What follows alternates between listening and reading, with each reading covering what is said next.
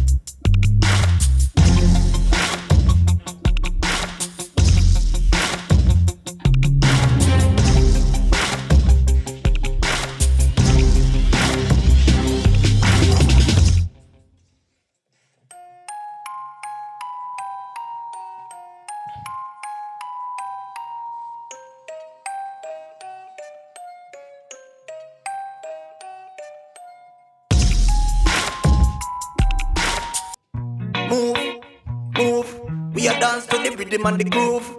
Move. Alright, I make me tell you no some.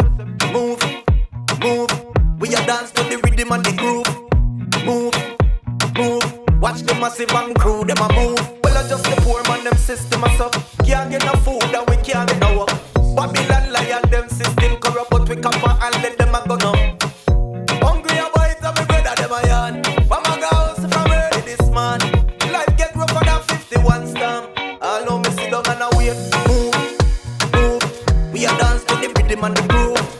Move, move. Alright, I'm me tell you no say. Move, move. We a dance to the rhythm and the groove. Move, move. Watch them massive and crew, them a move.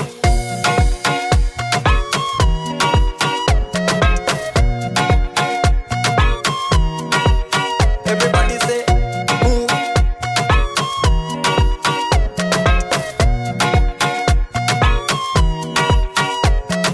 Not there we sit down and I wonder what next. Money better run before the year done. Babylon lion, them system corrupt, but we camper and let them a go now. Hungry a boy, tell me brother them a yarn. But my girls from early this man. Life get rougher than 51 stamp. I know me sit down and I wait. Move, move. We a dance to the rhythm and the groove. Move, move. Alright, I'm me tell you no say. Move, move. We a dance to the rhythm and the groove. Move, move. Watch them massive and crew, them a move.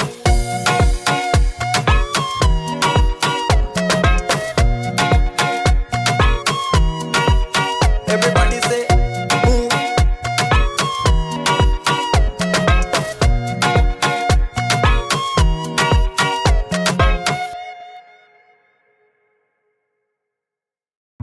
Move, move. We a dance to the rhythm and the groove. Move, move. Alright, and let me tell you no say. Move, move. We a dance to the rhythm and the groove. Move, move. Watch the massive and crew, them a move. Well, I just the poor man, them system a suck. Can't get no food and we can't get no work. Babylon lion, them system corrupt, but we camper and let them a go now.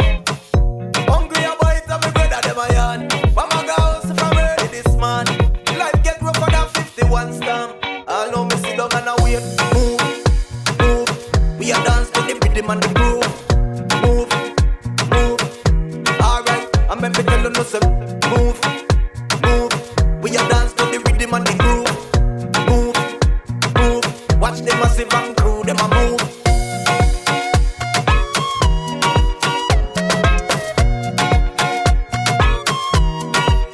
Everybody say, move.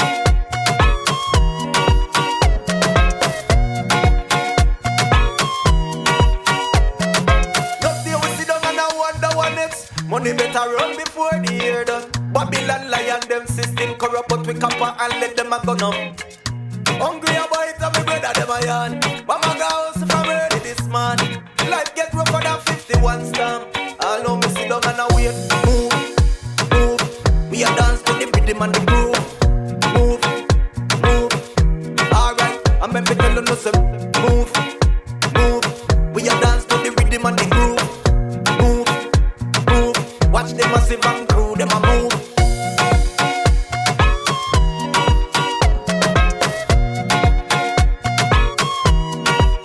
Everybody say, move.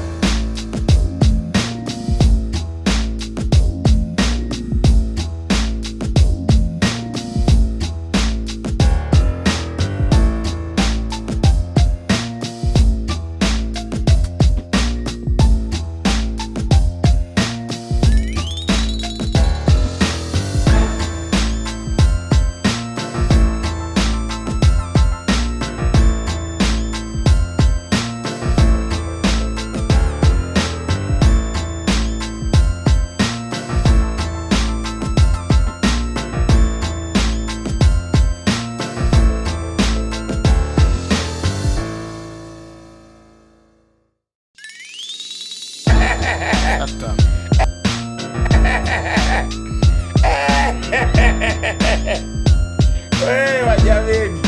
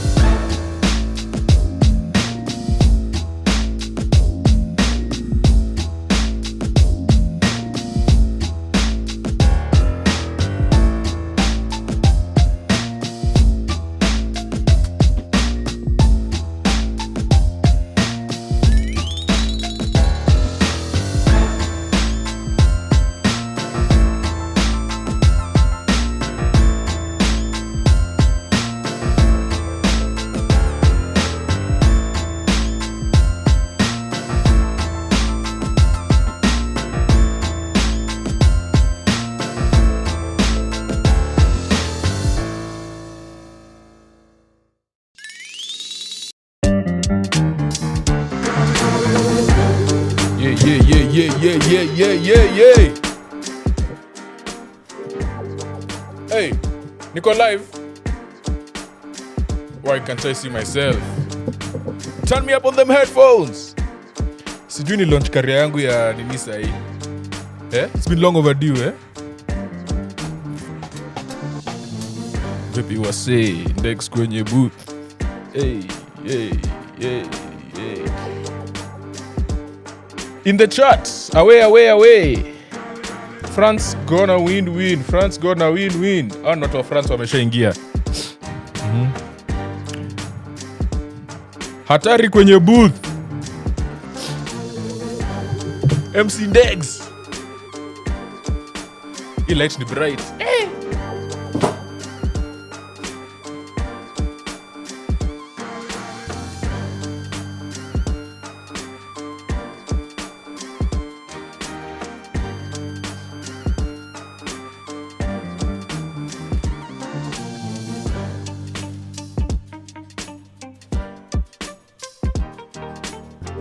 The lights are too bright. Kylian Mbappé kwenye booth anaingia study. Anataka kupatana na Buadi. Sisi tutafuta beat nyingine. Tutafuta beat yenye iko slow kiasi. Iko fast sana. Hiyo pia ni noma. Acha tujaribie. Galrebol nasemaje?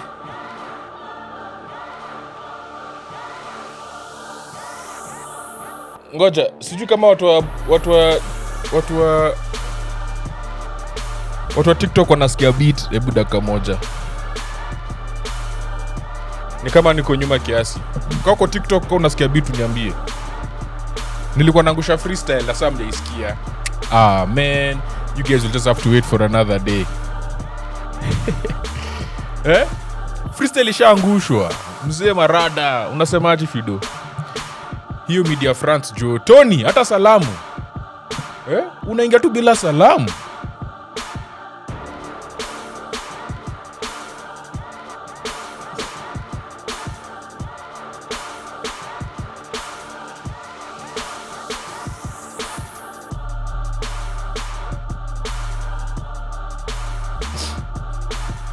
Hatari kwenye lango, niko kwenye boot.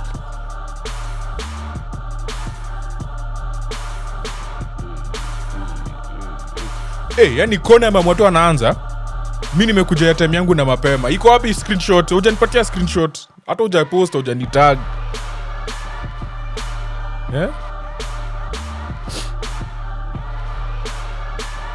I see you fit as a feeble. Huyu sasa amefanya lazima tusimamishe beat. Cut the beat. Ngoja. Mlikuwa mnasikia beat kwanza so TikTok. Haiko inasikika. Hebu confirm kwanza kabla.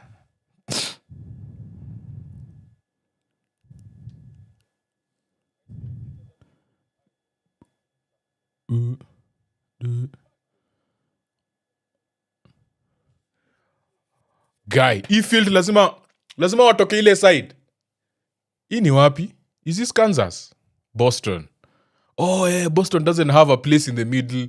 You see, this is the problem with American football stadiums. Because American football squad imejaa. So in a match the squad you have 53 players. That's minus coaching staff. So you can imagine 53 players, how many coaching staff you have. So normally, instead of football yenye wanaeka side moja, alafu katikati ni ref side ingine. In American football, team moja inachukua side moja, team ingine inachukua side ingine. So place ya kuingia kwa field haiwezi kwa katikati. Inabo.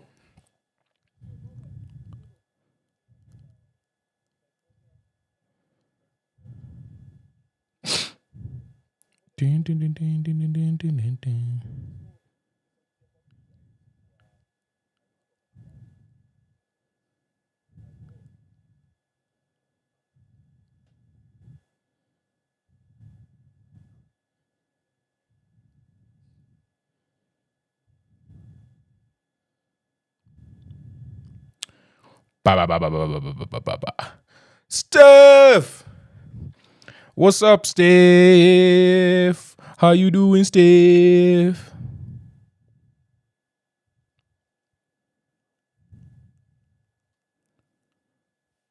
What's good?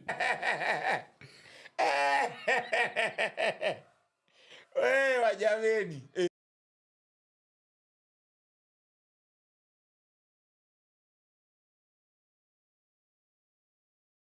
I think we're good.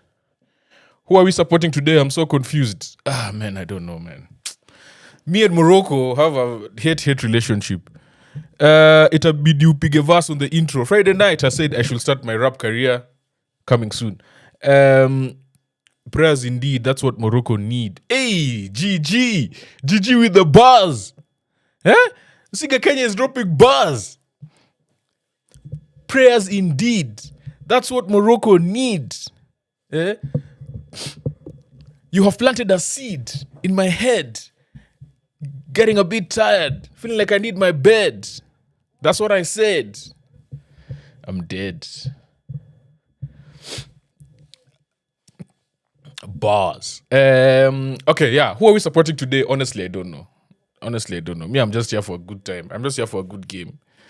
Some people don't want to be considered Africans. I don't know how to help them. So I'm just here for a good time. Friday night. If there was nothing like copyright, I would have put that as my intro. You know, I also predicted that. Wait, did I predict a 3-1 or 3-2? I actually can't remember. But something along those lines. No, 3-1. I predicted a 3-1. How do you feel about Morocco? Like, just considering everything they've been doing recently, to all our teams, both men and women. Guys, I don't know how to feel about them generally. So it's better I just keep quiet. And support no one. And support no one. Nobody.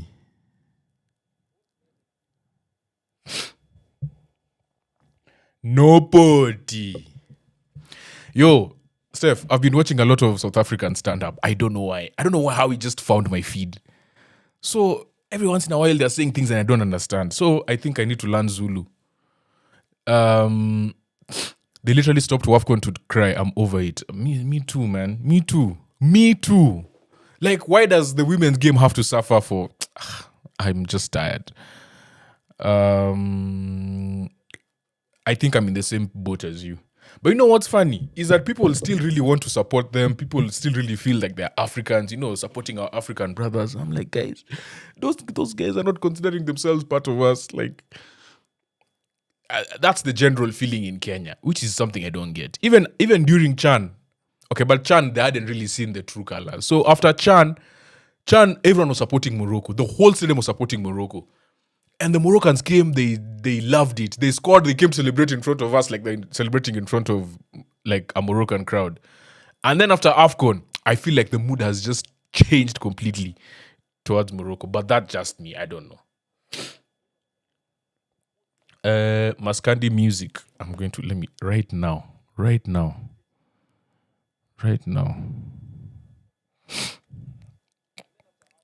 Maskandi.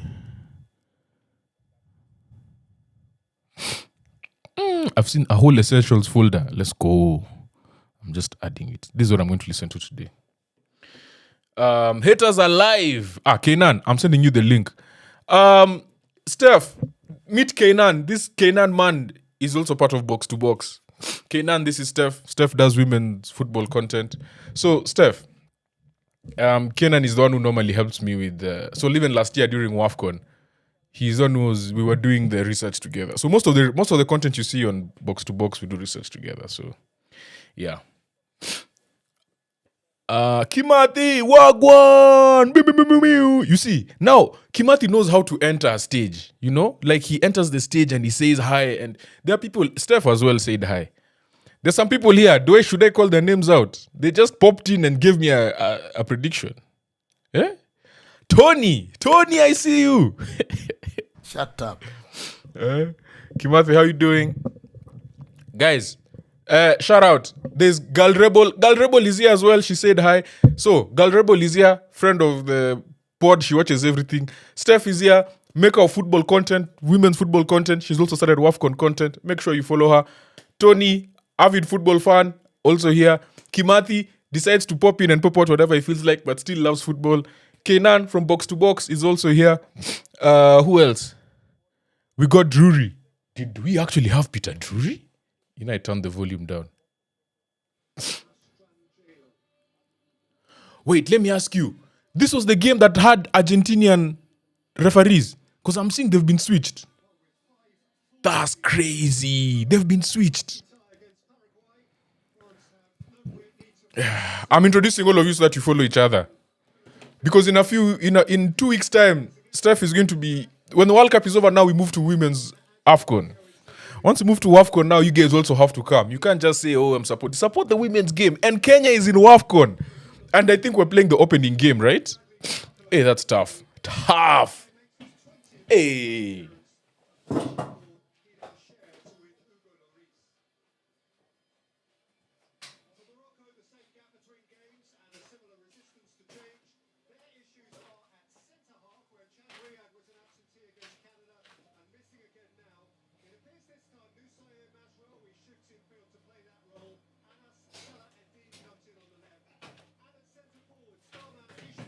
Kenan, I'm sending you a link. Morocco versus Kenya opening game. We're there to support our ladies. They're not ready for us. Jesus loves you, is what I've been told by Anime Fan. Mr. Friday Night is also a regular on YouTube.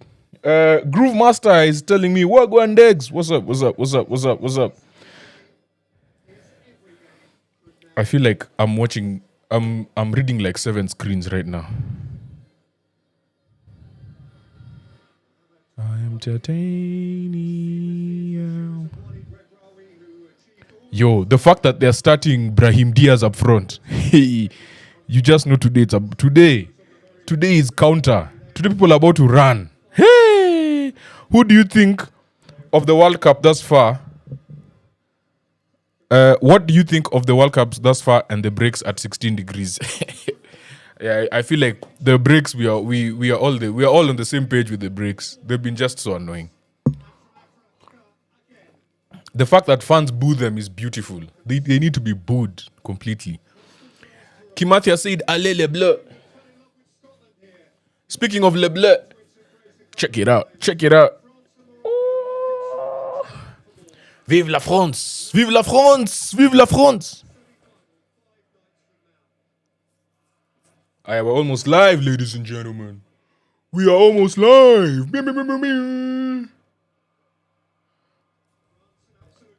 Do you know, I was watching, which game was I watching?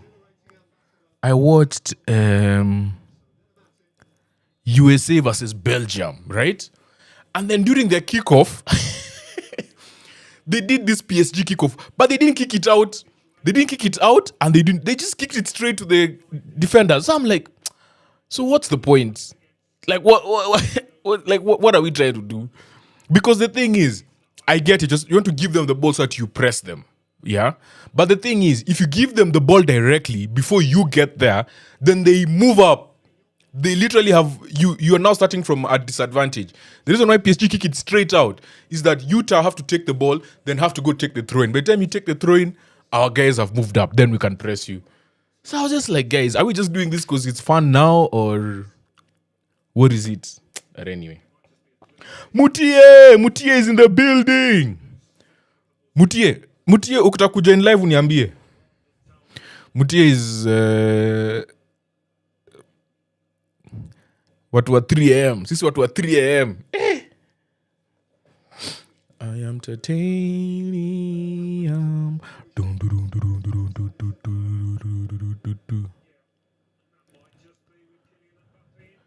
Engolo Kante.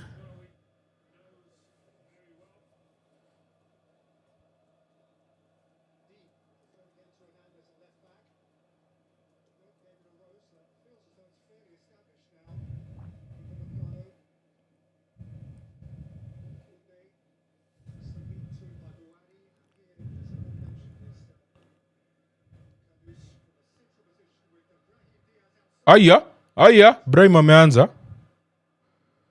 Brahim has started these jokes.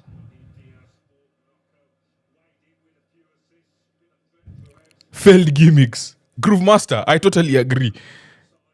I feel like people are just doing it for vibes at this point.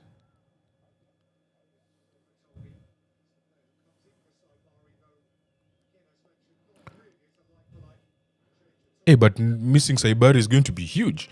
France is doing the PSG thing. Sisi kama France tunangoja final. CLA! You see, guys, I told you, people who just enter don't even say hi. They just enter. Ata salamu hakuna. Hey. Ranjo, what's up? I was weeping with Egypt. Sorry, man. Mazraoui as CB is very tactical. It's tactical, but it's also by force. Riyad is still injured. And then last game they put the other guy, and he was getting exposed against the first half. What's his name? Let me get you his name. The guy with dreads. The black guy. The only other black person in this team. Halhal. Redwan Halhal. Kone auditions. Auditioning for United. Ngoja, mbona France hakuvaa blue? So angepewa tu blue. This thing of wearing white now.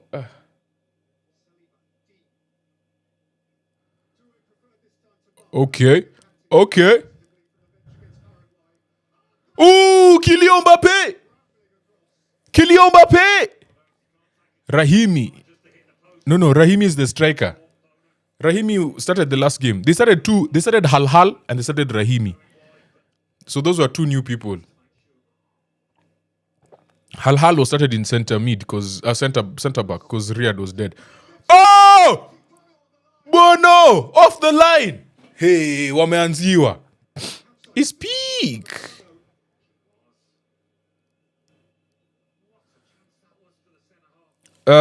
Which jersey should I look out for next season? Recommendations. Which jerseys? Guys, which jerseys should Mr. Friday Night look out for? I think he wants to buy a nice one. Look, Olise is just dribbling and there's nothing you can do about it. He's daring you. He's like, do something. Kenan, this link is refusing to paste.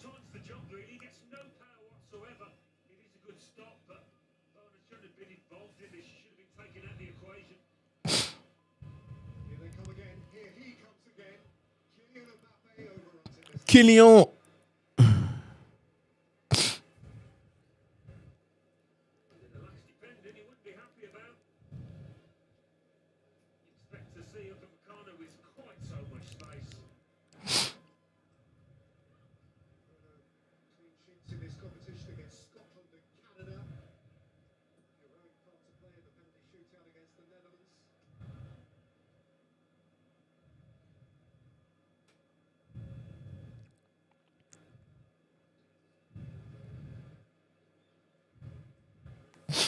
Engolo.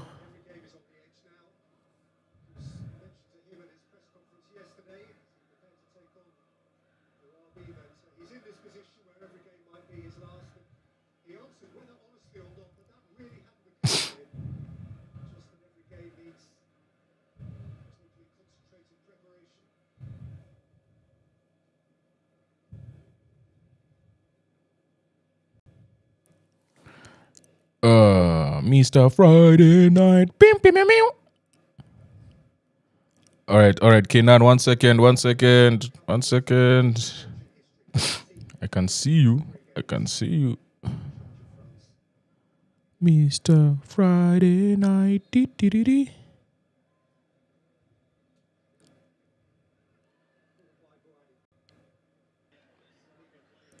Kenan. Yeah? I can hear you, but I can't see you.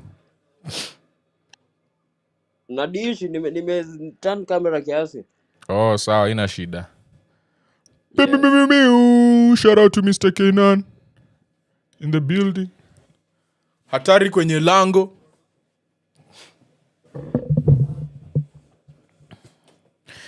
So what's for dinner today? Nakula lunch. Wow. So I ask you what's for dinner, unasema nakula lunch. Hata dinner sijafikiria. Hiyo ni mbali sana. Oh, by the way, si saa 9. Nimekuweka akili yangu nimedhani ni saa 9. PSG away with the badge changing color. Ndio ndo Groove Master amesema. Hii ni cut notch PSG away. Friday night. Pim.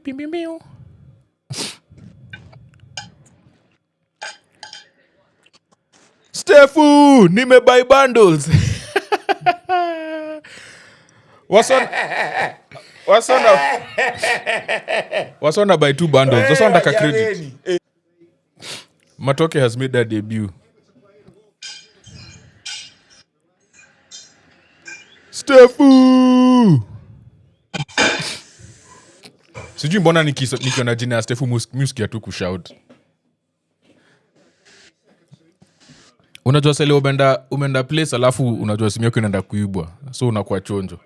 Maybe ndo vile mi feel nikiona Stefu. Si ati na feel kaenda kuibwa but energy inapanda tu.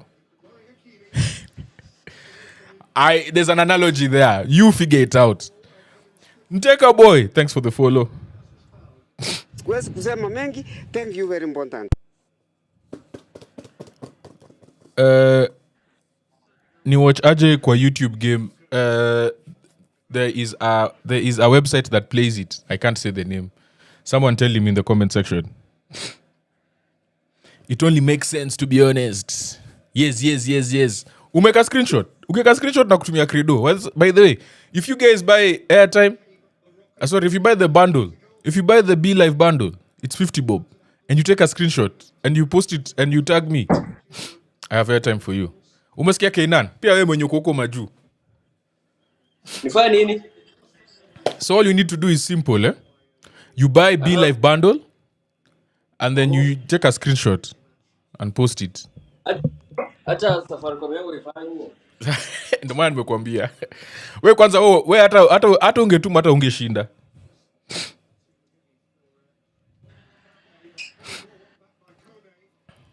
So zile chwana nimekuwa nikituma hazijakuwa zikifika.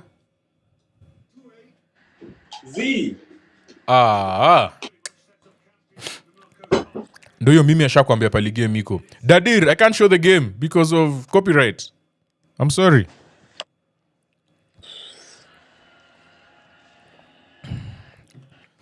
Ndo na watu wanataka airtime. Wey! Mnataka airtime, eh? Friday night. Umerudi? Kwenye booth. I'm back. Like you never left. Jana nimeenda beach kucheza futsal. Futsal? Nikapatana na Samba Boys. Nilikuwa napigwa makanzo alafu akaniuliza natoka wapi, nikamwambia Uganda. Umekuwa mamdani? Ilibidi nidanganye. Ama hiyo football ya beach inaitwa aje hiyo?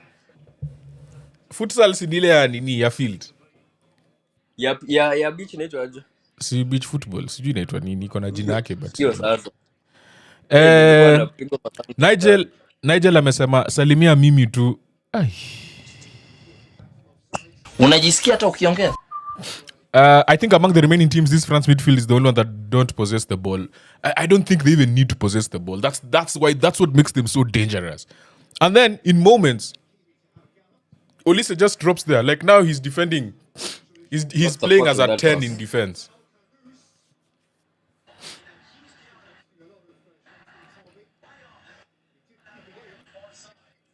These guys play like Klopp's Liverpool.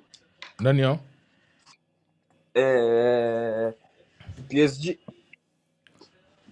France. Kazi ya midfielders as in France. Kazi ya midfielders ni nini? Kazi ya midfielders ni cover wingers wakienda kwa attack. Hakuna kazi nyingine.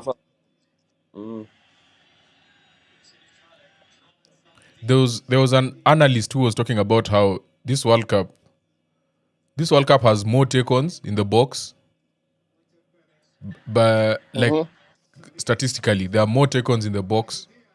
Brahim Kone komboka mbaya. Hey, Kone mbokazi.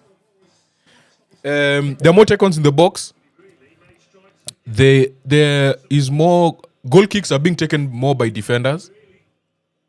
I think has increased by almost 50%. Or so rather, goal kicks by goalkeepers have reduced by almost 50%. Nimepunguza volume ya game niwasikie. Umesema tumeshinda Peter Drury.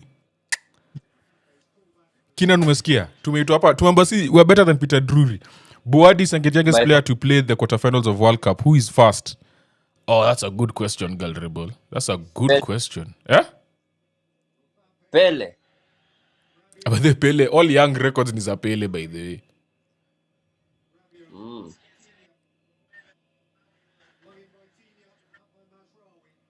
Gilberto Mora.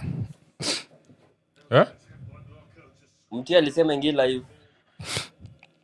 Nilimwona, sijui alipotea wapi. Ama nimtumie link.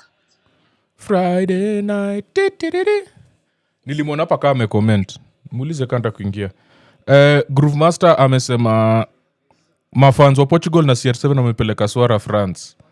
Unai Daga incoming. Unai Daga. Leo kuna quizzes. Kina we should do a quiz. You should do a quiz for us. Sawa.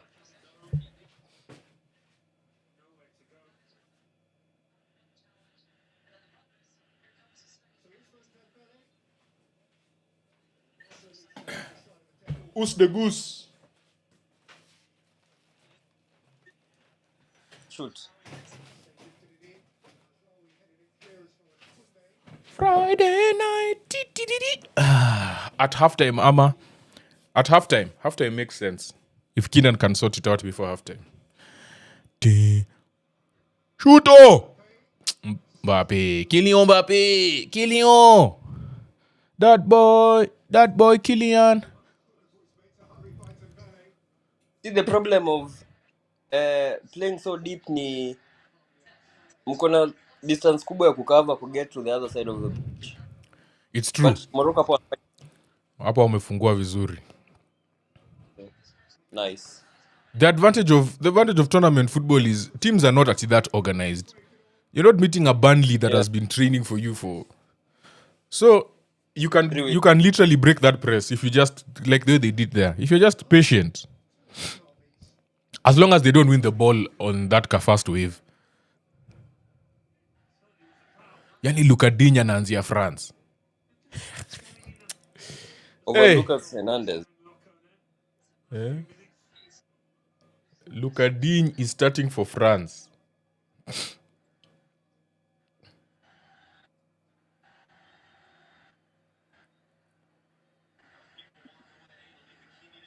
Andre Santos has just completed a successful medical as a Manchester United player. Buadi, I've seen enough. The carpet is calling. So you guys get Buadi. Sasa nini bro? Aya, zile madirisha za hii study ya Boston zimefungwa huko nyuma. Sinomka ground of group stage zilikuwa wazi, ulikuwa unaweza kuona. Zilikuwa see through. I think kuna size really? Oh yeah. Sikumbuki. Zilikuwa see through. Nakumbuka nikiona. I think wasa huko waliambiwa ama ilikuwa ni hizo mabaa nini. Because you could actually see people inside. Buadi is just another Guendouzi. Kinan, didn't you mention this the last time we did a watch along and Morocco played? But we were saying that Guendouzi is more, it was just the hair. Bro, it's the hair that matches. This guy is, okay, but he's 18, so we don't know. Because Nani was just, there were times Guendouzi was just not okay in the head. Mse wa Man United amerudi from Maju. Diego anauliza. Mwambie niko Diani. Get ready.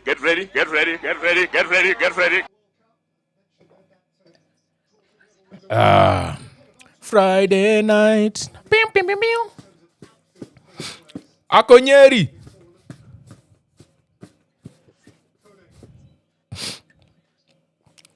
You know, the thing I love about football is the way things are just, it's like a slow burner.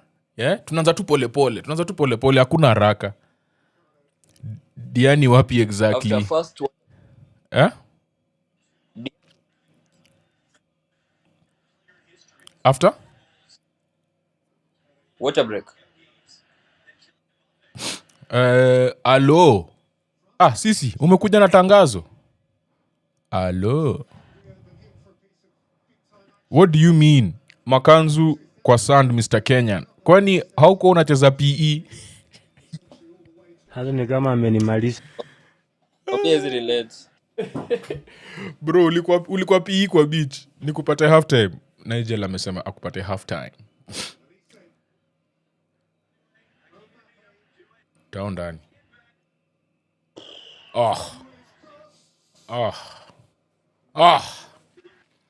Lakini umeona vile Ulisa ametoka tu kwa wing tu hata na hakuna stress. I say no normal. As in the thing that will hurt Morocco ni fluid movement ya PSG from 4. Umweta PSG mara ngapi? France. Alo, nimekuja na tangazo. Alo. Producer ako? Hii imenasa, good night. Zote mi unasa siku hizi. Producer mi ndio producer siku hizi. Producer alipata job. Ali hang up the boots. Producer alipata job. He made the career advancements. Alafu aka hang up. Ni sawa, tutamtoa retirement kama Neuer. Itabidi hana option. Tuna support team gani? Tuna support nani? Mi sijui.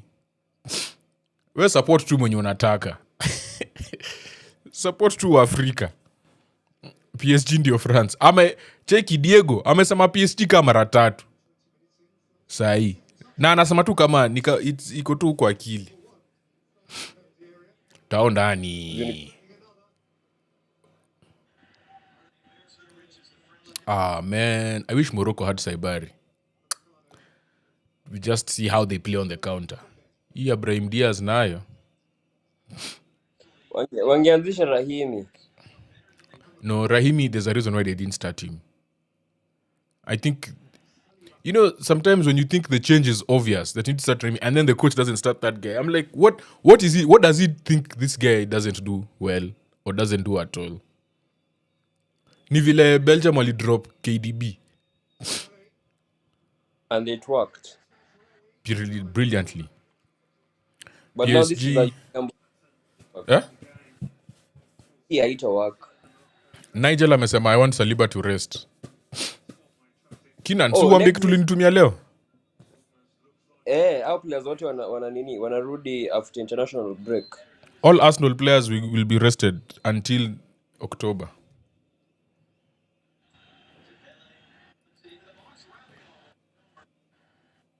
Hey, hizi short corners zinasumbua Morocco.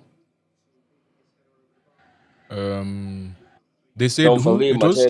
Saliba, Saka and Rice. Ndegz. Saliba, Saka, Rice, Ndegz. Yes. I'm guessing I'm guessing Odegaard would be there. Huyo anauzwa. Ndio maana hakuwa. Aizuzwa. Stuzie mtu wetu bro. Anaenda AS Milan kwa Amorim. Hapana. Ruben. Let me tell you. The amount of I need cheese. Ready to support my boy Ruben. The leadership this guy has shown this World Cup and just like the last month of the Premier League. That is something we can't lose, bro. That guy provides a platform. Platform.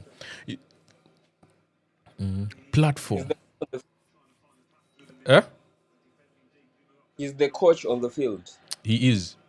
And I was watching a video of the different knock and he made some interesting point. He was saying that in as much as like he used to want Odegaard to he like beginning of the summer he was like, you know what, Odegaard can just be sold. But then it's like he's realized that Odegaard, like the underlying number and stuff of just creating chances and just being the guy despite injury. You know, it's not fallen off that much despite being injured majority of the season. But at the same time, like he just provides a platform for Saka, for Gyökeres, for Trossard. Like that providing a platform is harder to find than getting people who can finish those chances, you know. Because you have to do it within a system and you have to do it under pressure. I remember that game. Ilikuwa game gani tulifunga corner yenye tulichukua short corner alafu fans wakabu. Nigel, which game was that? Was it Newcastle? We took a short corner twice and then the fans were booing. And then on the third time, Newcastle, yes, it was Newcastle. Eze scored with that banger. And then he went back to the fans and told them, guys, relax. We know what we are doing. Since that day, anytime we take a short corner, there's no fan that says anything. Wait.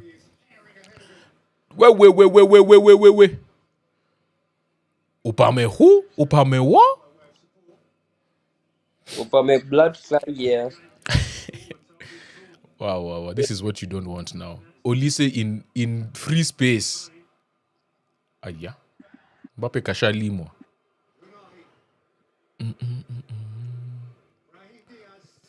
Bro, Nigel, I was telling Keenan, we were having a conversation. Was it no, it was the USA after the USA Belgium game.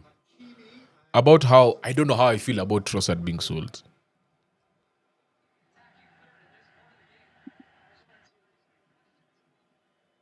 Like, I don't know about how Trossard. Keenan, you know, if he gets 2 more chances, if he creates 2 more chances, he'll have the most in World Cup history. Really? Imagine. He's only behind I Messi, 2018. He's going to do that versus Nini. He's going to do that versus this other team. Take you say. How is that not a foul, ref? He's going to do versus England. Spain. See, they're playing versus England. England, no way. I'm talking about Trossard. Because Kwa dhani nini Odegaard. Tross. I don't want that transfer. If you have a player that's been performing off the bench, don't start him. Corner FC, same thing Rice is doing for England. I think that's another conversation we're having with Kylian and Nigel. Maybe you can chip in. Do you think Elliot Anderson's value has shot up because of what Rice has been doing from corners? Because Elliot Anderson can whoa!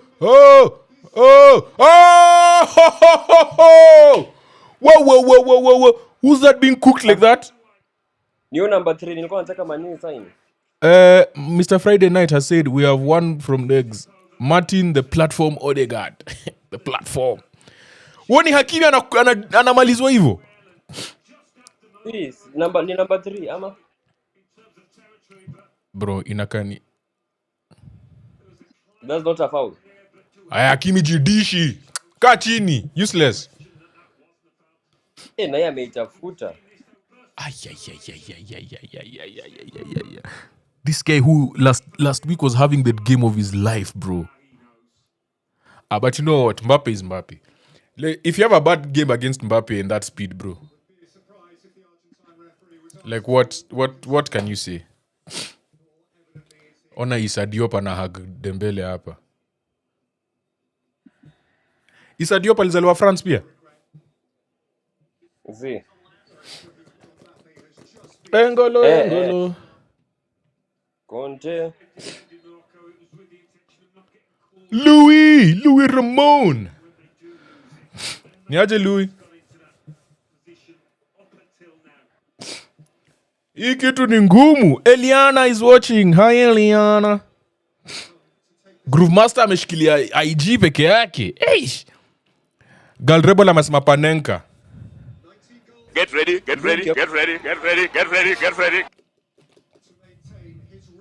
Oh, Bono anakuanga mnamo kwa pena shit. Engolo. Ungepea Dembele.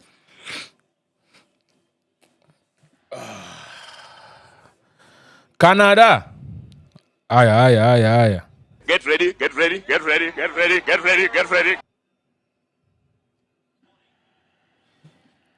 Bana, piga pena, nishakupatia nini? Hi Eliana. Nimekumiss siku mingi maze. It's been a minute.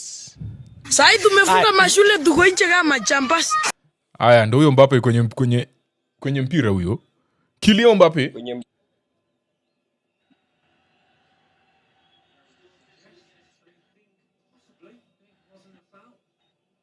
Wait a minute. What are we still checking?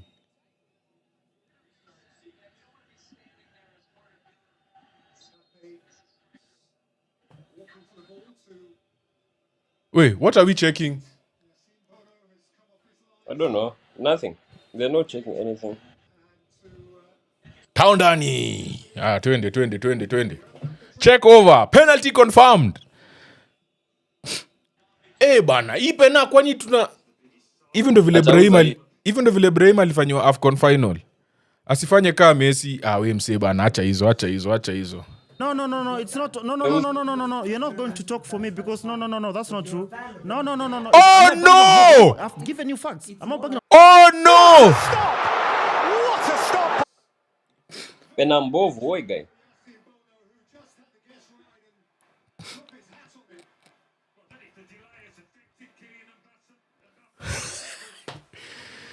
Kylian!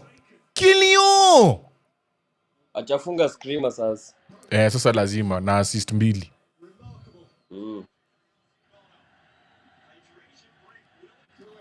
Alisema what Messi can do, I can do better.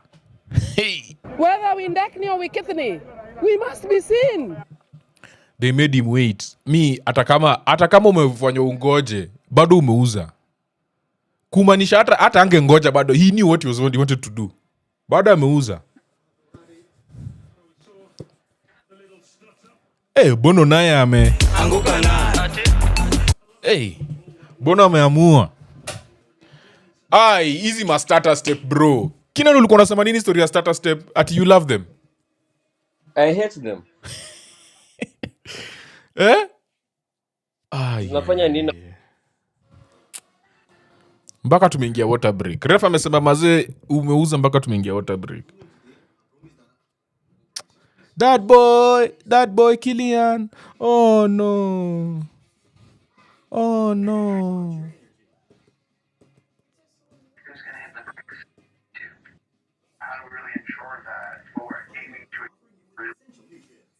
That boy Kylian.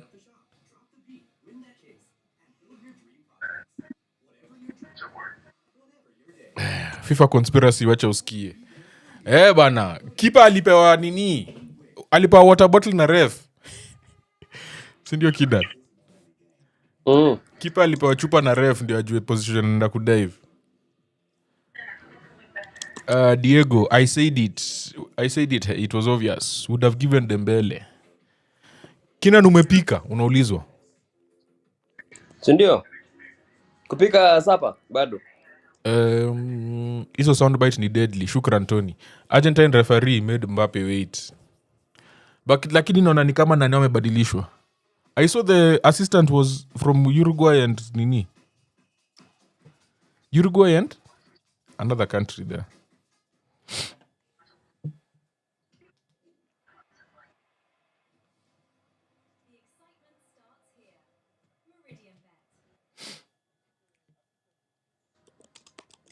Let me confirm right now because I saw it.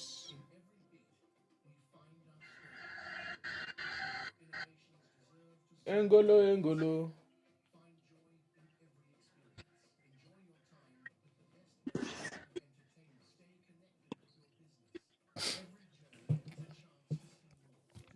That boy. Ati kwani yo akao. Mutie sasa nasema nini? Niliwashoaje maswara ya Portugal. Groove Master amesema. Hiyo pia ni ukweli. Hiyo ni ukweli mtupu. Sio kwa nini leo unaniua tu na maukweli? I don't know. Kina numelost.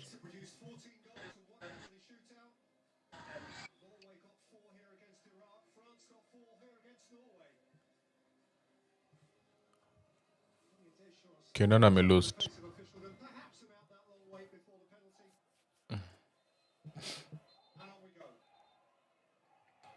I'm trying to see where this ref is from. Nasi party.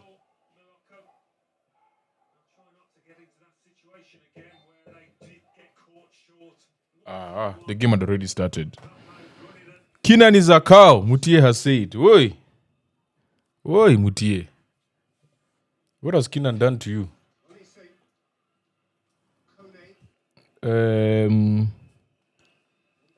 Maswara ya Portugal. Oi! Surely. Dembele.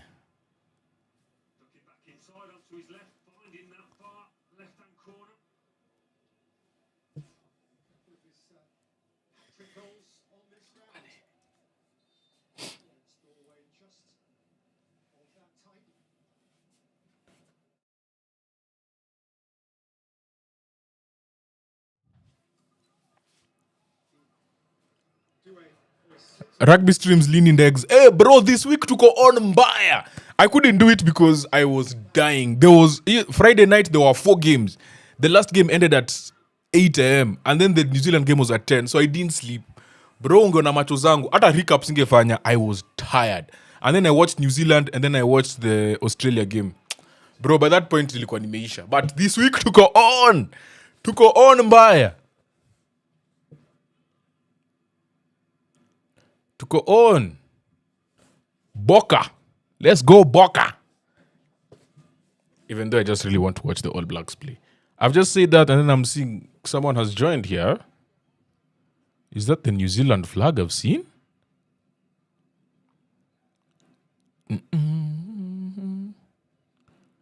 Hey, this guest of ours just keeps disappearing. Mr. Guest.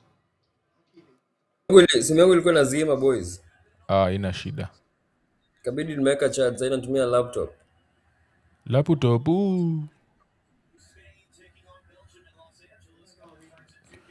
Elanawi. I caught the All Blacks second half. That's the one I couldn't miss. I said whatever happens, I watch. That time I had been up for I think 22 hours straight. Hey, I was dying. But anyway, we made it. The Mbuz ndio ata save team. All officials are from Argentina. No, Mutie, they were changed. The assistant, I think, is from Paraguay, Uruguay, or something like that. Even the VR. Sorry, the VRs. The referees are still, sindio?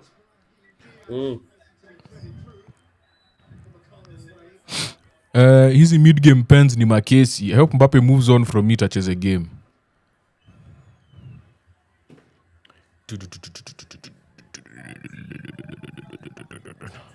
Hawaja change refs. Yo, I think it was Buadi, unadu?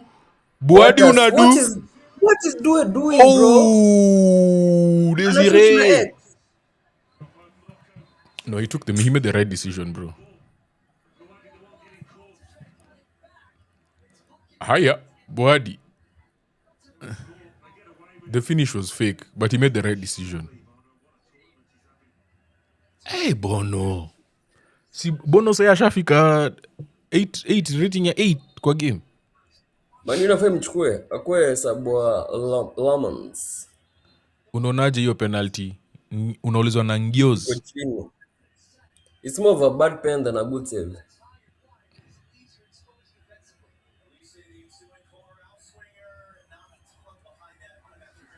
Hey. Have you realized how many teams are taking out swinging corners? That's what. Especially from the left-footed players. Hapo ni kubaya. We bana, Kylian Mbappé, changamka.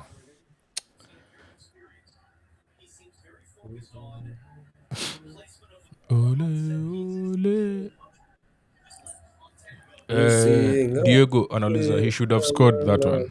Hiyo pia ni ukweli. Hiyo ni ukweli mtupu. Sio kwa nini leo unaniua tu na maukweli? I don't know. Ole. Bro, nilikuwa nishaweka 1-0 kwa nini? Nilikuwa nishaweka 1, nilikuwa nangoja tu kufinya hivi. Kylian Mbappé.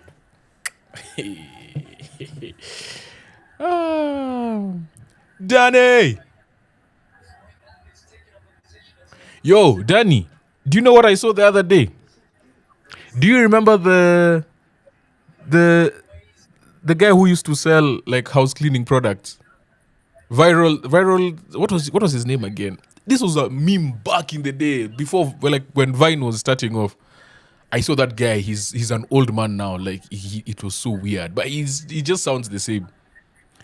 What was that guy's name? The guy who used to go and sell like products to people's houses, and then he used to have the funniest jokes. The Michael Jackson is the one that went viral. I saw him the other day. He's now a grown man. I was like, wow. No attempt from Morocco. Indeed.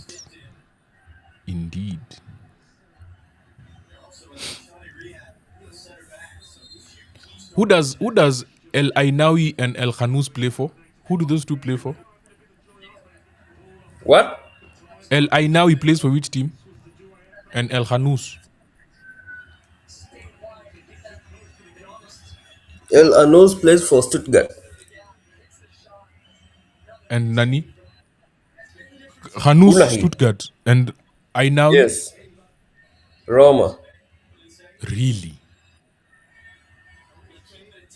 Ni teammate wa Kone. Shoot. Kuna foul hapo.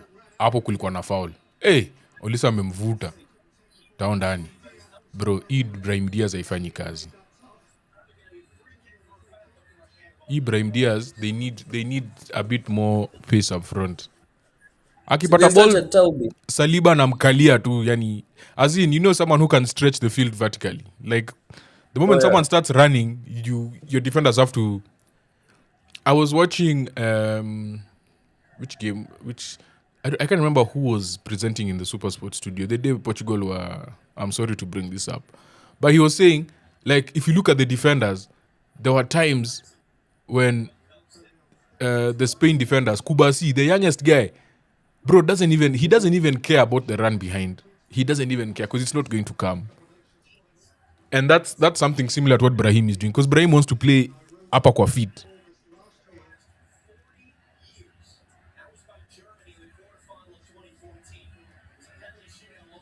Peter Drury amesema tena historia Nairobi. Peter Drury amesema the last loss was in Nairobi. Moto sana. Tulipiga kina Lamlui.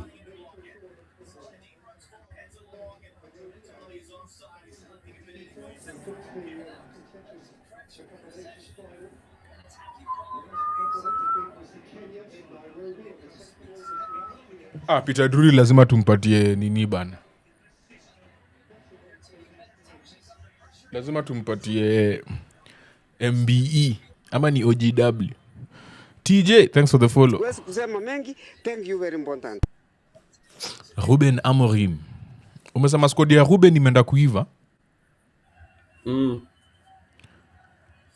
Or to all United fans here. I watched Amorim's interview and he apologized. They said he made mistakes and he's sorry to United fans. Do you guys accept his apology? Yeah? Kenan, do you accept his apology? Yes, I do.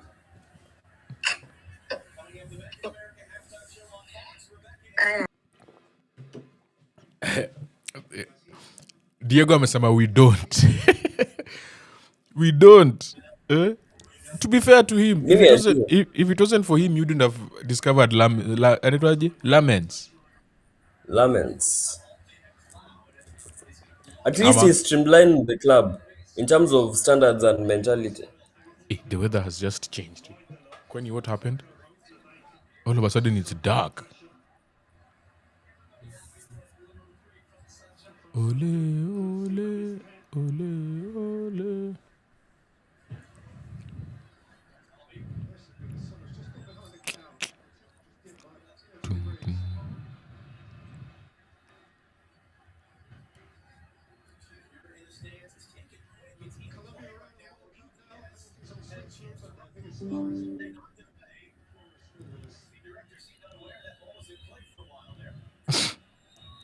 El Hanous.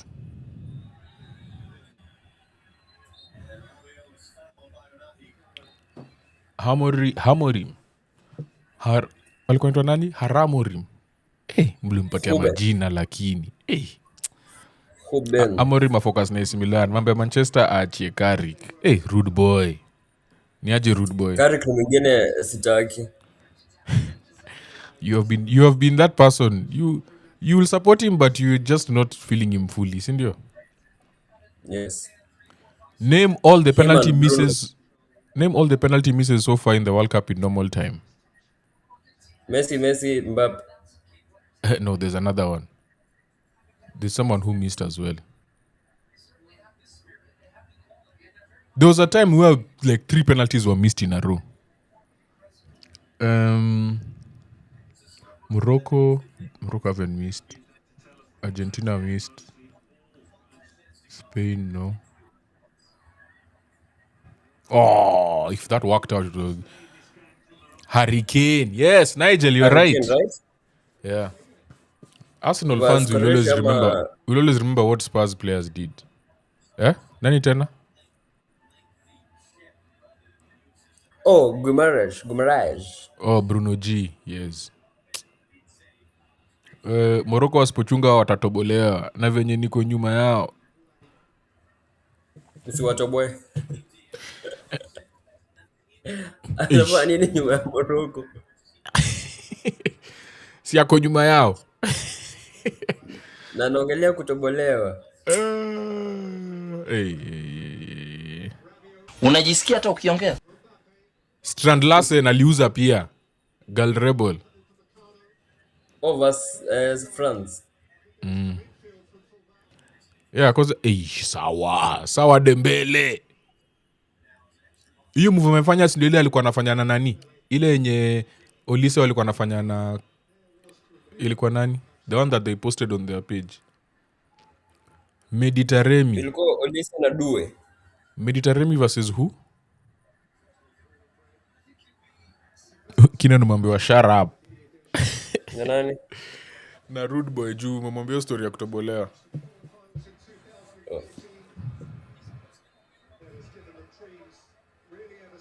Shut up. Ole ole.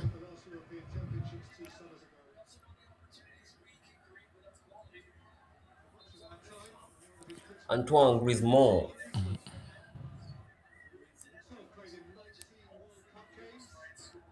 Isn't he going to play in... Where is he going? Which American Orlando team? something. He scored Jana in his debut. Oh, that was him. Yeah. Me, I just saw the goal from that angle from the back. I was like, why are they showing us this now? Galrebol, Mediterranean loser versus nani? Si anachezea Iran. Wewe umesema versus Iran.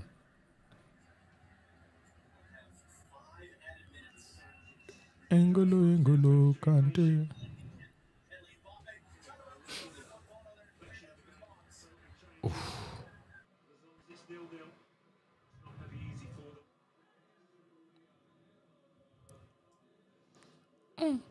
Hii kitu ya nani sioni kifanya kazi.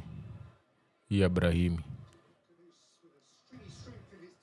Itabidi Rahimi aingishwe kwa hii game. Cheki Olise. Cheki umse bana. Wait, tulihataji umse akiwa Crystal Palace. Nyinyi kama United, sisi kama Arsenal, Olise. Sisi wote tulimhataji. United wanted him. But he didn't want United. No, like tukasema tuko na Ahmad. Similar profile. Anyway, that makes sense. Woo! Ahmad is not better than Olise. But buying Olise means Ahmad will never play again. Yeah. And I truly believe Ahmad is about to be world class. Oi, look at him. Hey.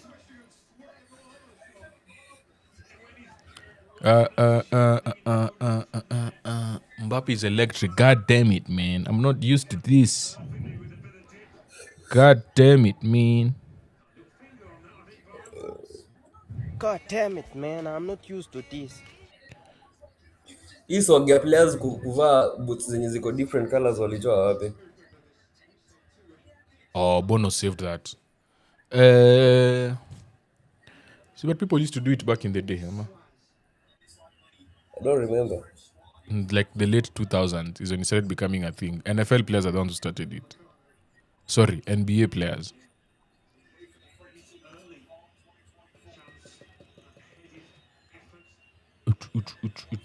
Against Egypt group stage. Balotelli. Hey, sawa Desiree. Bro, Hakimi anadu. Umse atapata pena. Hakimi will give out a penalty. Just wait. Look at what he's doing. You can't fall at someone's legs. I know he's won this decision, but it's coming. Just wait and see. He was even pulling his shots, bro. What the hell is this nigga doing? Twende, counter. Cut in, shoot.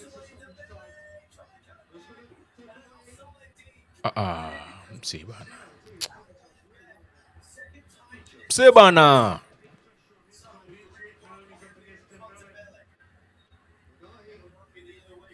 The former Morocco manager, ange have Morocco playing like this. Regragui. Hey, wangekuwa all hands on deck sahi. Tungekuwa tuna defend.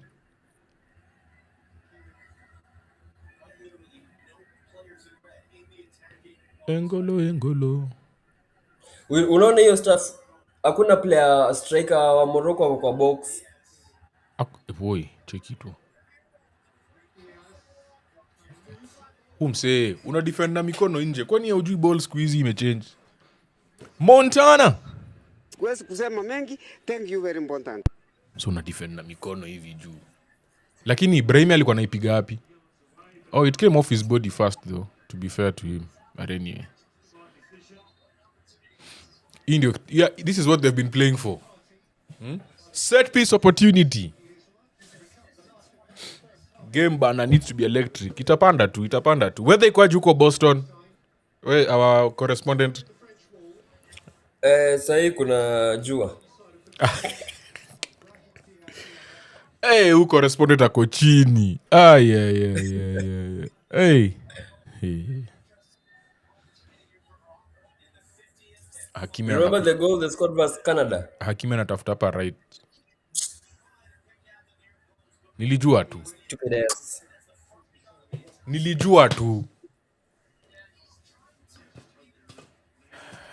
Morocco wingers are making runs to an empty box, Mazi. See, that's what you're supposed to do. You're supposed to make runs to an empty box, ama?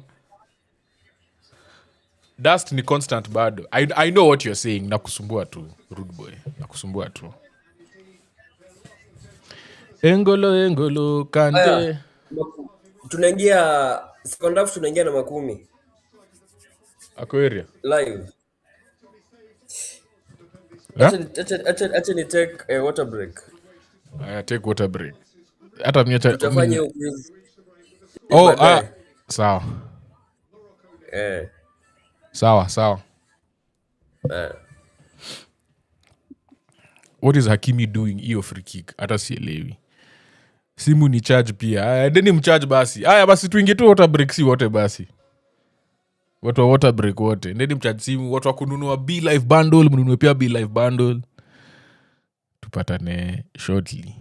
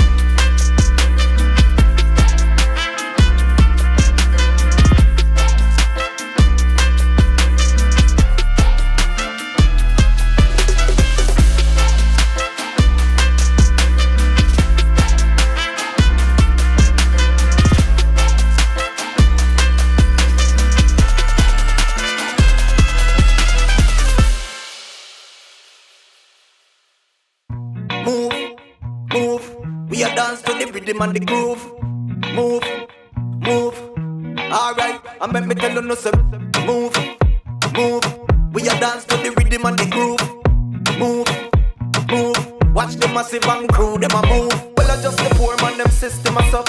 Can't get no food and we can't get no work. Babylon lion, them system corrupt, but we come and let them a go now. Hungry boys and me brother, them a yarn. Mama girls from early this man. Life get rougher than 51 stamp. I know me sit down and I wait. Move, move.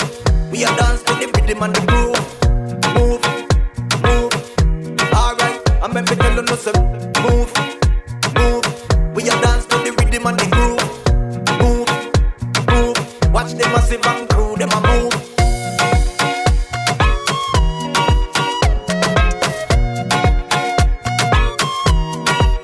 Everybody say, move.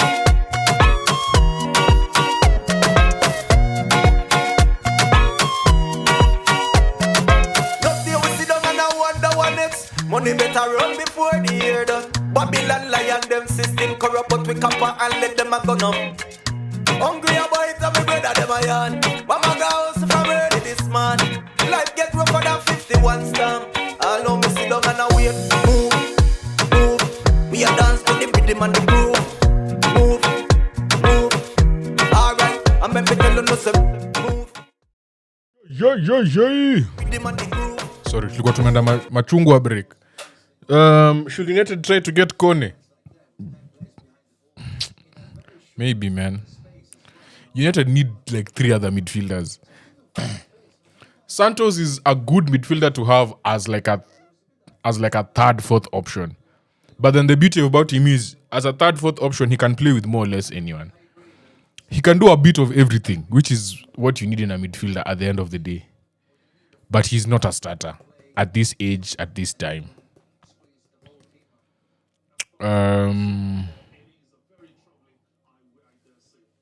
Morocco will probably get praise for playing like this if they win. Lakini kama ni Senegal, bana.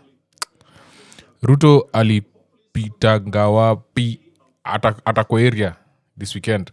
Santos is just, this is AK, Sikasongo. Santos is just a bench warmer. Santos is a good player, bro. Like, don't underestimate Santos.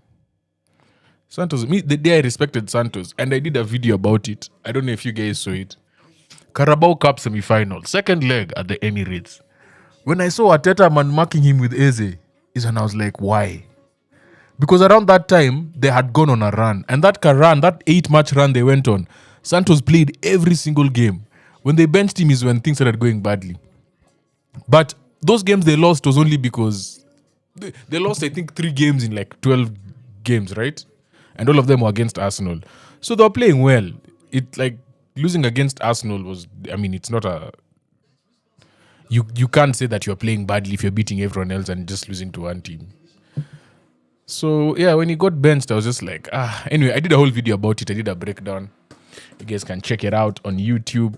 In February. I did it in February. Who will they go for now? All their top targets are not going to United. You know, a guy like Kone Loki is like a serious signing. I like him. Kone would be a serious one. Chelsea wamelipisha ile mosho ya Garnacho. Bro, me, I'm of the opinion, I think they slightly underpaid for Santos. I think, in my opinion. Because that boy is about to become a baller. It might be at United, it might be somewhere else. He'll go to Barcelona. He's that profile of player. He's still a bit too small, so Premier League might be a bit tough for him. But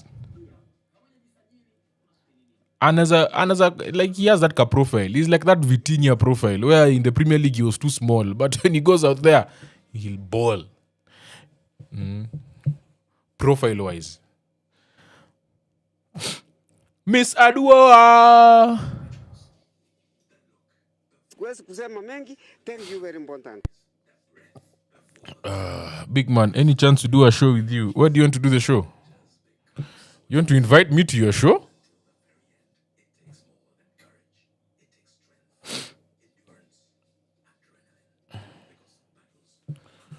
Do you want to invite me to your show?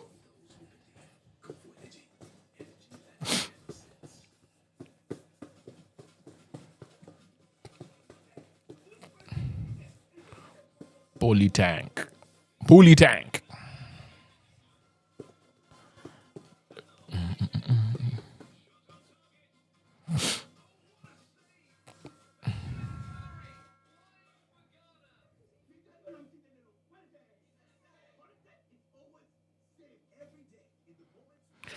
Unajua kitu crazy?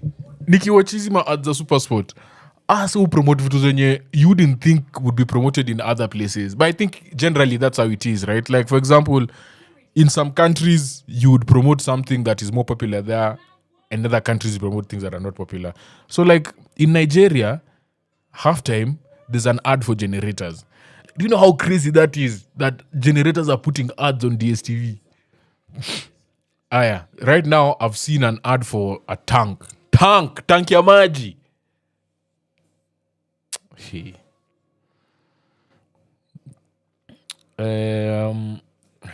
Sasa Jolino unataka tukujibu aje?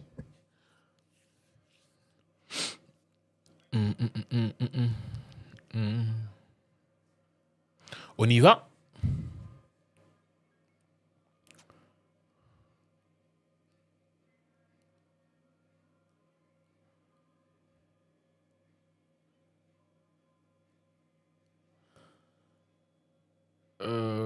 Yeah, bro, I can invite you to mine and I can show up to you as well. No worries, brother. Hit me up. Tuma DM. Itabidi tafute adi ya kiberiti. Hiyo pia ni ukweli. Hiyo ni ukweli mtupu. Sio kwa nini leo unaniua tu na maukweli? I don't know. Unaonaje hiyo signing ya Elliot Anderson? Elliot Anderson is a baller, bro. He's actually a baller. Obviously, you can't escape the price tag. Like, he will always be measured against that price tag. But I also feel like he's not going to have the greatest of first seasons because of two things. New manager, new club, and this guy has not rested in 2 years. Umse haja rest. Amekuwa akicheza games zote za Europa League, games za Premier League, tangu inge Nottingham Forest. So they will have to figure out to just give him some rest first. So I don't think he'll have like the greatest first season. Maybe like from March, he'll start picking up. But next season, not this coming season, ile season ingine, I expect Anderson to be balling. The other thing that has helped him is he's good at set pieces. And I think what Arsenal did with Rice, making him a set piece taker, like all of a sudden, look, his value is so much higher. Anderson is the same. Anderson's set pieces are fire. Yeah. Anderson's... I still remember that assist he had at Old Trafford. Hey. Anderson has delivery. And I think that increased his value a bit. And what it also showed me is that the league is heading that way. The league is heading towards looking for people who can take set pieces. And it's going to be a valuable asset. Anyone who can take set pieces, their values will go up. Just look at all midfielders. Any midfielder who can take set pieces. And when I say take set pieces, I mean 10 corners in a row. Will it land in the same area? Wachana zile za kusema ukweli Tottenham ama Chelsea. Chelsea kuna time zenye corners zikuwa zinafika until nani started taking them. Enzo. Azikuwa zinapita fast, man. Hata unashangaa. Tottenham hata tusiongee. Hey. Ederson plus Santos. I'm scared for Michael. Ederson and Santos, I don't think are the last signings. I think right now, the thing about United and most clubs, you can't judge them yet. When we're like 2 weeks to the season, we see. If they haven't made any more changes then you can be scared. And then remember there's a World Cup going on. So discussions are being put on hold, Nini. And the types of players you're looking for, you as United are people who are playing in the quarterfinals. So just give him time. Like give the team time. Let's see. Let's see if they make any more Manu Kone. I think that would be a nice one. That would be a nice one. Kone to United. Let's make it happen.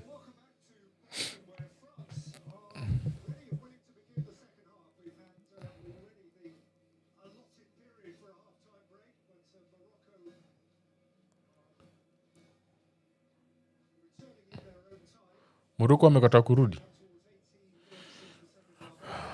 Is Santos an 8 or a 6? He is more a 6 than an. He's more. He's more an 8 than a 6. But in moments, you have to pair him with a proper 6.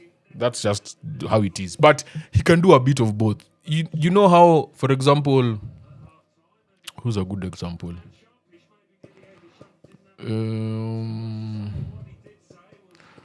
What was that Spanish guy, that Spanish midfielder who used to play for United? The Spanish guy. What's his name? Ebu, just remind me Spanish midfielders who used to play for United. Herrera, that's it. He's like in that mold where he can sort of do a bit of everything. He can go up front, he can score, he can assist, he can score, he can tackle here and there, but not like a proper 6. He can link up play, he's good at building up play, so he can do a bit of everything. He's not great at anything yet, but he can do a bit of everything. Herrera is the right one. Thanks, guys. Mnajua ball.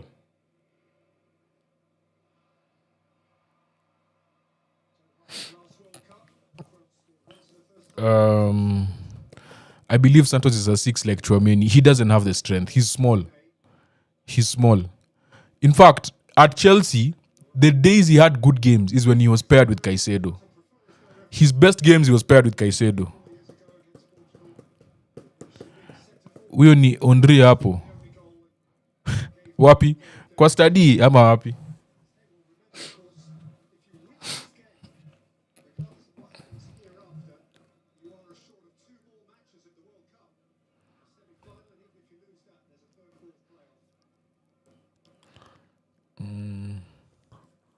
Kando yako.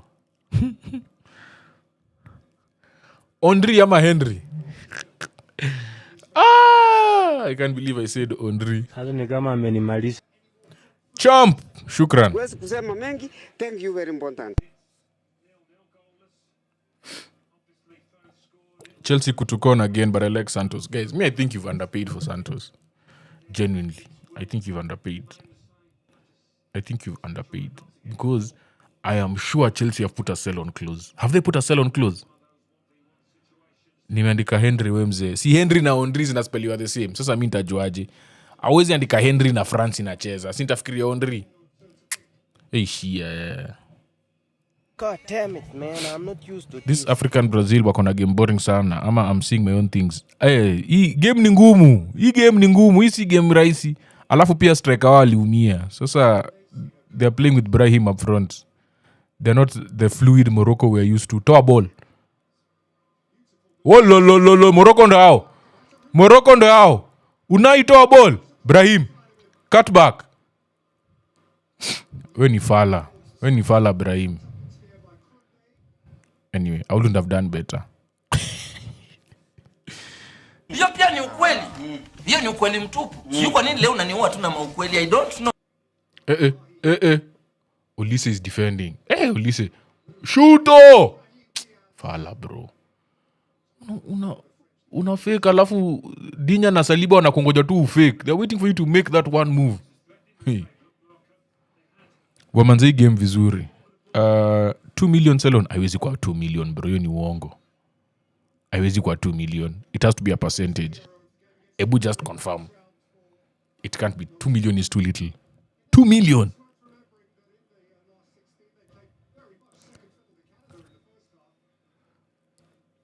Wait, Kenan. Nani yako na salon close kweli?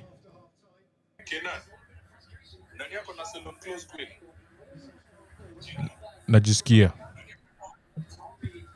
Umejisikia? What a twat. Yeah, akona 10%. 10% makes sense. But I honestly never expected him to go under 50. That's a steal. He'll be our Cole Palmer. I'm trying to tell Rude Boy, I feel like you guys have gotten we've conned them a good one. You've gotten a deal there. Because you're going to sell him to Real Madrid in a few years. 150. That'll get so good, bro. It's Baby Casemiro. Baby Casemiro's good on the ball. I can't believe I'm hearing these words from you. No, like there's a game before after you made, was it? No, it was before. There's a game we did last year. Chelsea played Burnley, where he was man of the match. From that day, I changed. Like like how I look at him, because your game Caicedo hapo, and we expected Chelsea to suffer in that period where Caicedo, I think, got a red card or Oh yeah, accumulated so many yellow The, cards. yeah. Yeah, that period, I remember I came to the studio and sang praises. 10% of 6 million to Galatasaray. Skia Big Papa amesema anaenda for 6 mtamuza 6 million. Nah, he's a good guy. Unajisikia hata ukiongea? He compliments.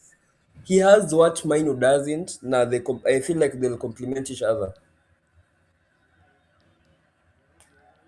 Hey, you guys need Well, there are certain midfielders. games. You know, There are certain games they can't start together. I just realized before you signed Santos, you only had one midfielder. Like one fit Mainu. midfielder. Mainu, Mount, Wait, Fletch. bro. Turn on a Mount. Will Mount be played further back? Nah, Now that you mentioned I think he'll be our starting number 10. And then Bruno? Huyo uzo sasa. Listen, me, I want Bruno G and Bruno Fernandes. We bid for both of them. Yeah? As Arsenal. Let me tell you. Arsene Wenger Alex Ferguson used to do this. He used to, Ferguson, yeah. once he has won a Premier League, he comes and gets your best players. I think I've told you this And many there's times. nothing you can do about it. And the fact that Bruno G is Newcastle's captain. Now we need United captain. We recruit all of them. He actually asked for a transfer. He did. He asked for a transfer. Bruno G. Rudboy amesema Bruno auzwe, amka kumekucha ndugu. Bruno ako chini. Groove Master pia alisema 10% sell on close. I'll never forgive him. Nani? Bruno. Hey, second half you know, a small change in mentality has made them. Now they're getting the ball higher up the field a lot more. Hey, Upamecano. Amepatia na kona? Commander atajama wafunge. But now they are playing to PSG's hands. As France hands. Unajisikia hata ukiongea? Najisikia. Hii kitu ilikuwa kona. Haijakuwa overturned. Na ilikuwa kona. Tuwape Bruno tuchukue Rice. Bora unasema chukua ni kama nataka kukuja. Sky ni mnoma kuja Man U ashinde league. Ni sawa. Wacha abebwe huko Arsenal. Wacha abebwe. Let him come. Game iko open, France itanyorosha Morocco. But the other thing about Morocco is, I think they lied to you that the game is open. There's like a sense where you think the game is open, but it's not. I think they did, but that was Canada. Let me also not give Canada too much credit. Canada were lied to that the game is open. They were lied to. And then they fell into that trap. Ati Canada ni? Wanoma. Simani wanunue Eustachio. Ni mzee. How old is he? Is something. So umesema Eustachio hiyo. But I take him over Bruno. Give us 150 million, we give you Bruno tafadhali. 150? Hiyo 150 mnatupatia Bruno na Ahmad. Ahmad atuuzie mchukue Bruno. Deal? 150 Bruno and Ahmad. And then we'll give you Gabriel Heinz as well. We don't want him. Former United. Ati 150 kwani ni hadi Carrick.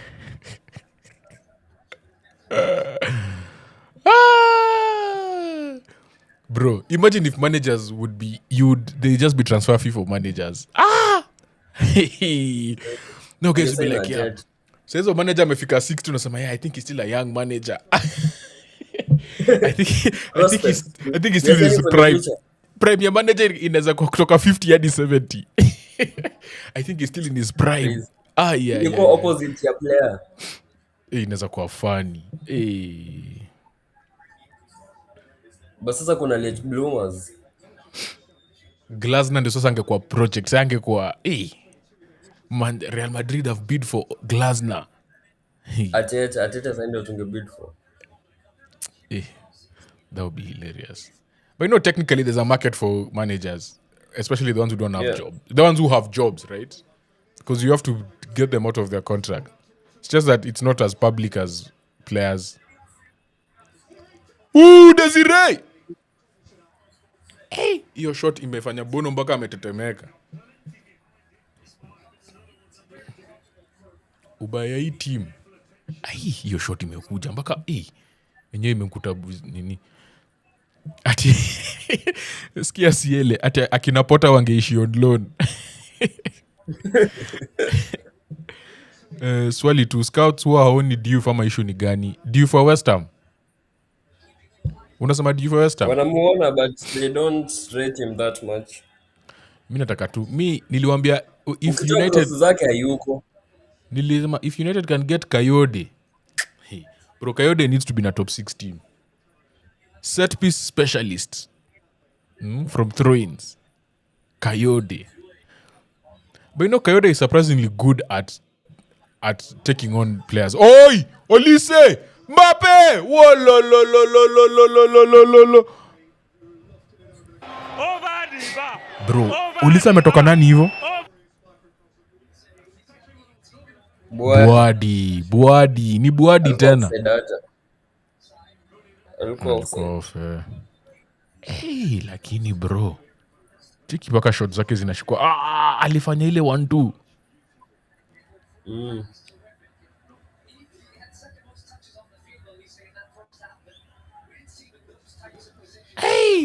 Bowen amepata team. Si Bowen amepata West Ham. Nini yangu imepotea. Acha ni fix. Video. Kanda video. Hakimi hezi tackle Mbappé. Boys.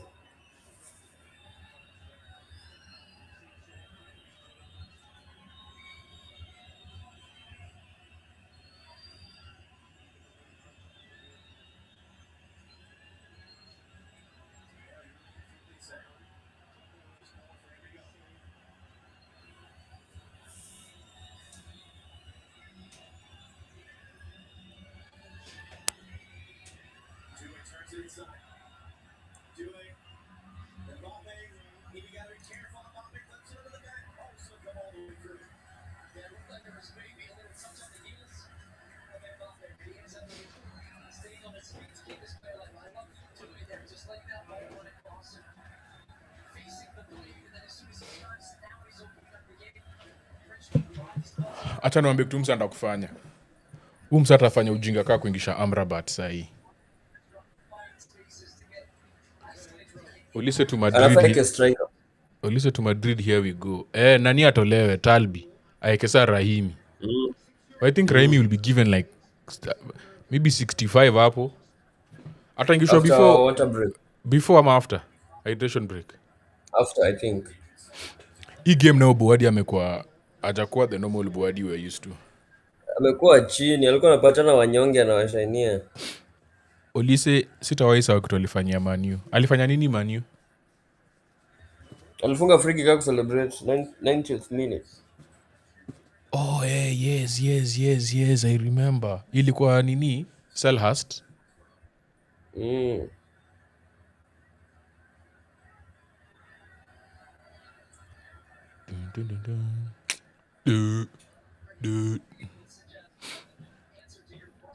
Mbappé needs to be substituted. Ayo ni uongo. Space is not possible. Mase. Yani XG nowadays is a stat that can be put on a Tuko pabaya. Groovy Master unaendeleaje huko IG? Groovy Master. Sawa kone. Kone is actually akona touch.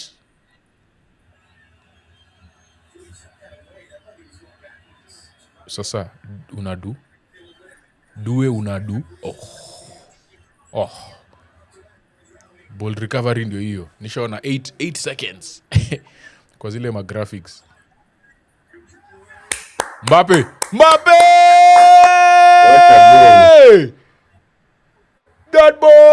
that boy Kylian. Oh no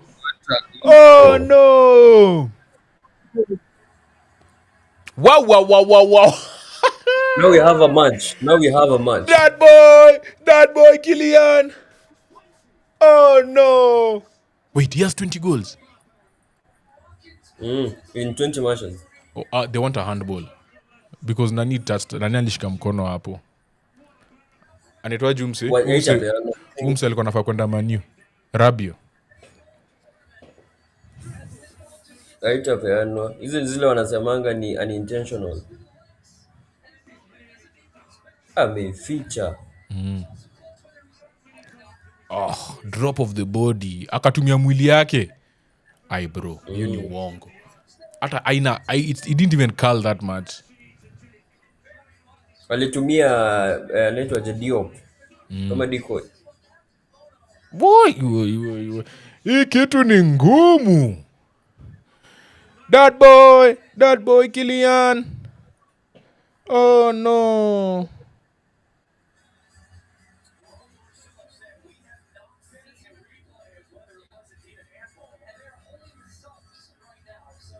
That boy Kylian. Go Suns.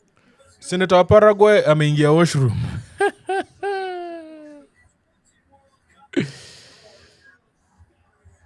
Hatuwezi kuwa bila power.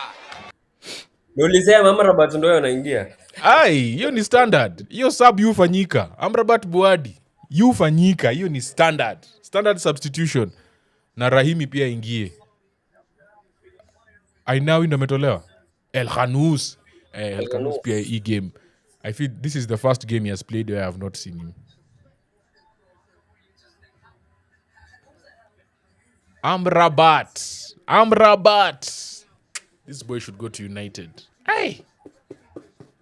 This bold Moroccan should go to United. Which one? Which bold Moroccan? Mazraoui vile alikuwa na game poa versus Canada. Lakini World Cup is... Can you imagine if you're a player? One day you have an amazing game, your value goes up. And then another day you have a bad game and it's like, no one even thinks about you. I like this golden boot inakuja home. Home ni wapi? Hurricane. Commander analia ni Aminua mkono ka commander kweli. Ataenda kukwambia ref mbona usomeshi game na nimesema isimame. You know ball. Why do I know ball? What have I said now? Guys. Hey, Kenan, I feel like, not to brag, but I feel like the last week I've been proven right on many things. Of course. Kutoka kitambo. Vitu mob sana. You know ball. Hiyo center back position imemwaste. France ndio home bwana. Home inaitwaje in French? Kama ukisema home in French basi nitakuamini. Diop sasa. It's a rap. Brag tu. Sila amesema ni brag. Home inaitwaje in French? Ukiniambia it's coming home in French. Najua mko Google Translate. Hizo credo kwanza nazipata kesho asubuhi. Itabidi tu kuna wasa wengine lazima wapate tu credo tu for kukua tu live. Ni Diop ndalimgonga. Alafu akaenda akakula yellow. La. Olise, oh my god. I thought he had lost it. Bro, Olise is the one who's dropping to come. He's playing like the 10 now. Muinulie ball.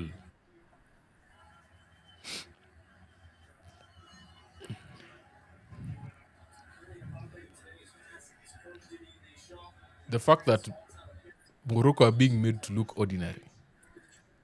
That's crazy. I don't think there's a game Morocco have been outplayed this entire tournament. Sindio? Canada first half. Partially. Yeah, you're right. Netherlands? Ilikuwa Netherlands ndio walipaka wacheza back 9. Alafu sasa Brazil ndio sasa tukaona mambo. Scotland pia walikuwa poa. Haiti sasa Haiti is the one where they hey. Check you mse. Check huyo Olise. Olise is just having fun. Msa anacheza FIFA Street bana. Ama ni sign tu ukone. Akona touch, si ndio?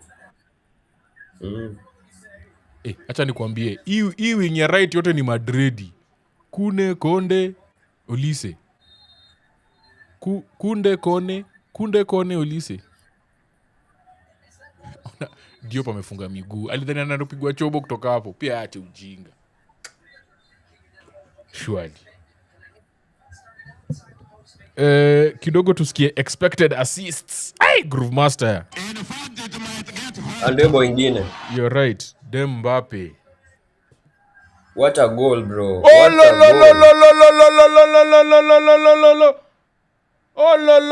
lo. Nikubaya.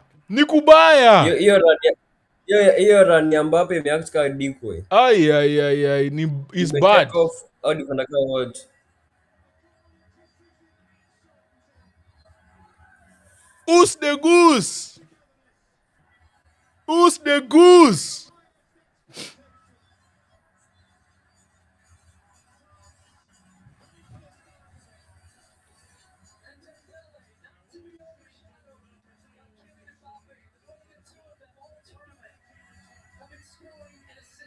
Bro, bao.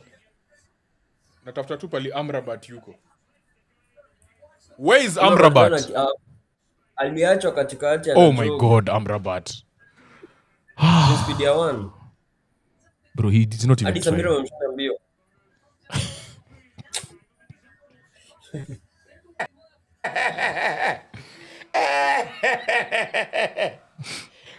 Wajameni. Amrabat, bro. Amrabat umeingia, job yako ni kuprotect defense. The first thing you do. Has he even run? Defense. Had he just come on? See, had just come on. Yep.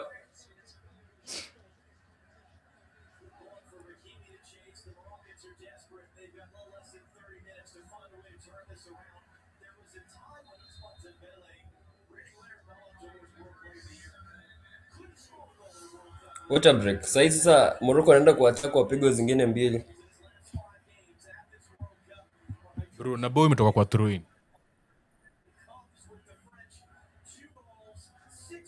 Amrabat. Oh my god.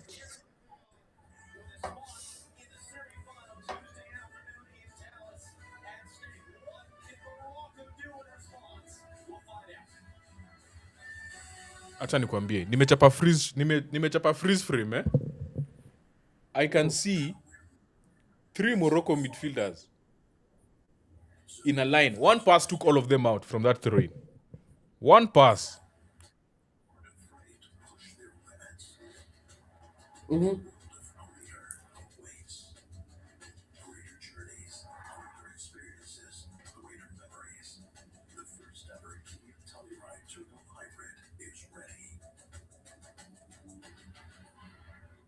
I know, but Dembele needs to be studied. You can't be that good with both feet. It doesn't make sense. Bro, Amrabat off do the you know ball. that's... Umesikia Amrabat off the ball ni kama red card. Unasema? I'm seeing that Mbappé to Liverpool rumor was true. Nani? Mbappé to Liverpool. Leo. Like before aende Real.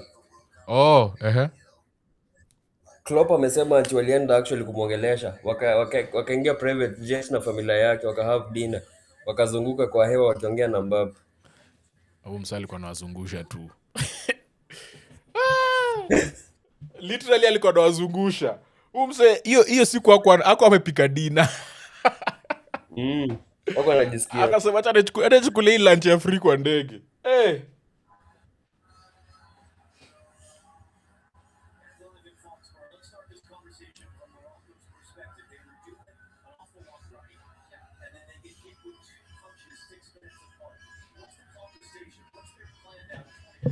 Il disait que tu travailles à London. Fans Fireball ameingia kwenye chat. Can I promise you guys that there's some people who will enter this chat and hata watasalimiana. Wataingia tu na matusi. Ama praising Mbappé. Ama France. Leo Morocco hawana towel snatchers kwani. Shut up. Mbappé, that boy Kylian. We Henry msako Amrabat ako chini. We Zaire Emery amecheza hii tournament kweli? Some few 1 minute ama 2 minutes. Bana, si hata wapatie N'Golo Kante the last 10 minutes.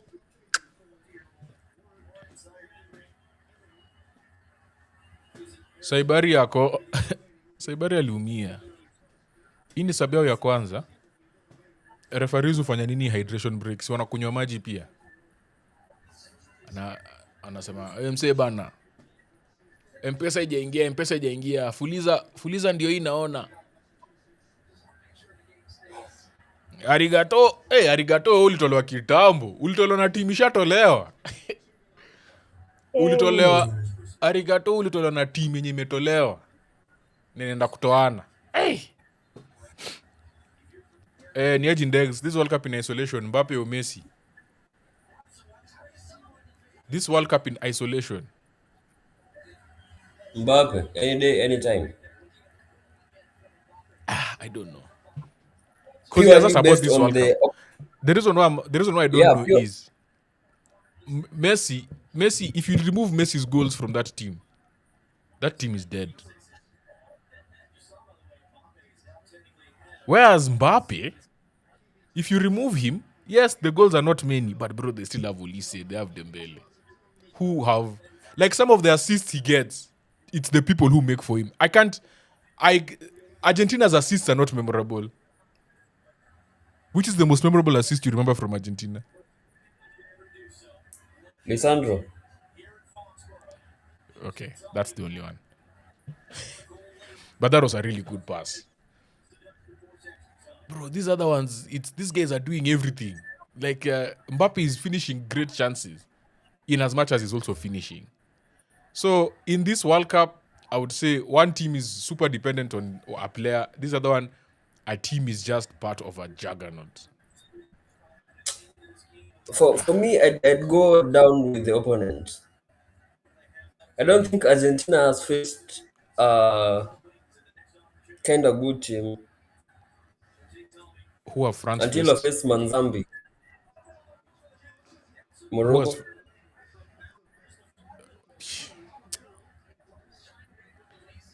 Until now. Paraguay. Paraguay. Senegal. Paraguay lost to USA, bro. 4-1. They beat Germany. Yes, Senegal, on penalties. Norway. Senegal, I'll give you. Norway, they rested. They made 8 changes. People who have never played. Hata wewe ungekuwa unaitwa Kinana guard, ungecheza hiyo game.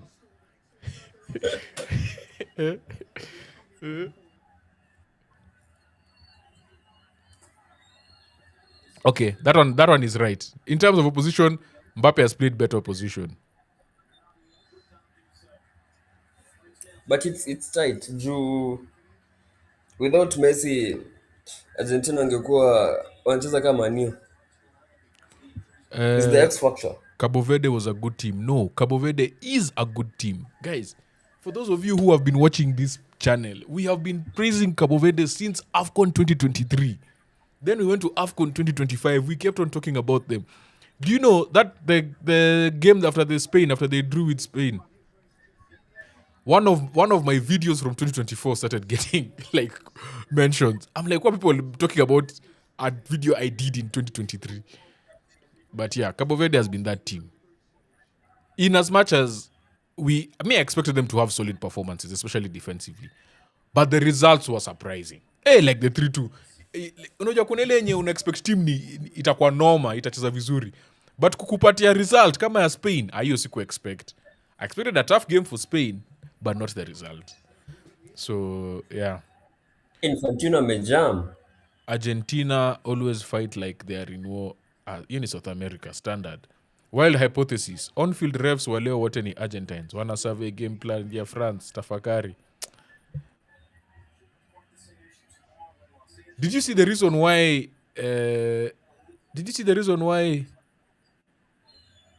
Anthony Taylor and Michael Oliver cannot ref Nini's games? Cannot ref Argentina games, bro. The reason is so wild. It is such a stupid, like, it's not stupid, it feels so far-fetched. Wait, let me find it. Because they are facing Argentina next if they win. No, there's that. That one applies to everyone.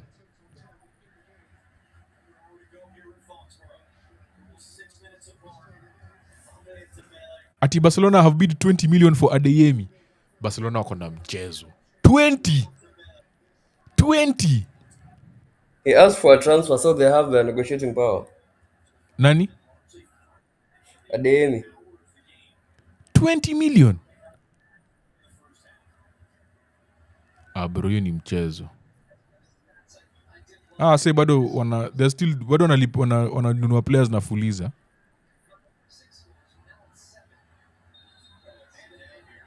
Aya, nimepata hiyo article. Acha nikutumie. Wewe ndio uisome. Mbappé muumia.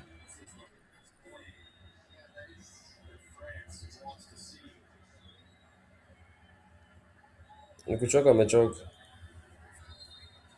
Jean-Philippe Mateta is coming on.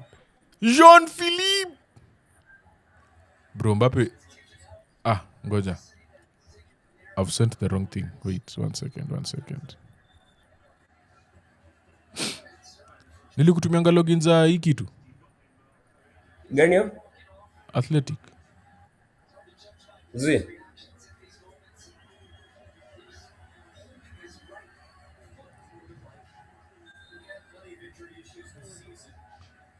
Is Mbappé hurt ama is just taking a break? I think is precaution.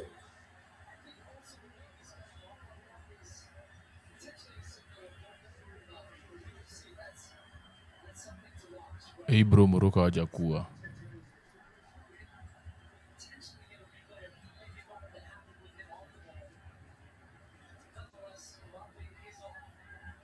Umsako sawa.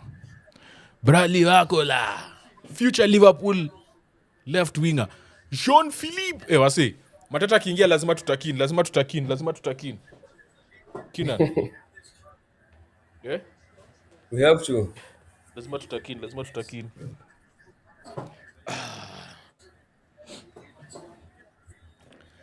Fuliza ni wewe. Cheki Titus. Ni aje? Salamu. Niliwaambia kuna mtu ataingia hapa bila salamu. Ataingia tu kama ametukanana. Unaona? Fuliza ni wewe. Aya. Is still FIFA rigging for Argentina? Or is FIFA still rigging?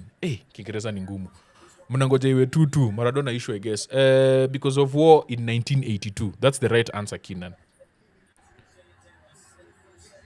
What happened in 1982? I've sent you the article. Just read it. Okay. Bro, Mateta kifunga neza chizi. Hiyo ndio bao nangoja hapa.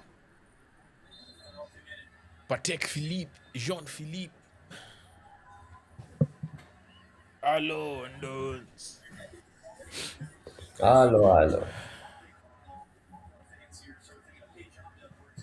They are now on 1-to-1 ratio with La Liga, but they still have to prove that they still have debt at the end of the day. And the thing is, now they have to prove it to UEFA, because UEFA, as of this season, I believe now it moves to 70%. Is it 70? 70 or 70 something. No, it was 75. Not exactly. When they introduced it was 85. It was 85, 80, 75, 70. So basically, you can only spend 70% of what you make. because they introduced it. The goal was to make it 70, but they started at 85 so that people can start complying. Hey, lakini Rabiot's had a solid tournament. Sasa 1982 issue analitakuwa game ya leo manyoa. Imagine. That's why they can't need this game. Jean-Philippe. We msee unadu. Bradley kuwa chini. Imagine 1982 because of something that happened in 1982. Hawa by the way hii game ilikuwa na marefa wote wa Argentina. Yes, Groove Master, you are right. Anapanga kunimaliza.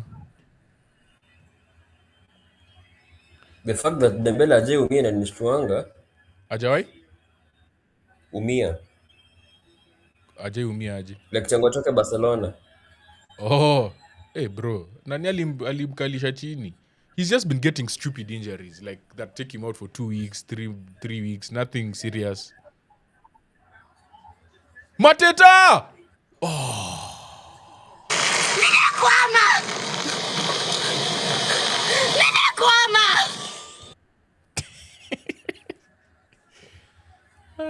Basa wa wanaonewa. Hakuna kuonewa bro. You can't be buying people for 150 and not thinking about the future. These guys bought who did they buy for one? Griezmann, Coutinho, Dembele. Griezmann, Coutinho, Dembele, all of them want to. I want to anza karibu market. And then now they want to spend 20 million on Adeyemi. Oishie. They play beautiful football though. Morocco need to score one. Hey, inaweza changamsha vitu. Mbappé anaweza itisha sub. Ndio tukue na an exciting end into the game. Argentina needs to play using wingers, not overloading midfield. I totally agree, especially in this game. But they don't. Argentina, yeah. Almada needs to start that game. You know this last game, which Egypt. See, he played McAllister. McAllister, De Paul, Paredes, and Enzo.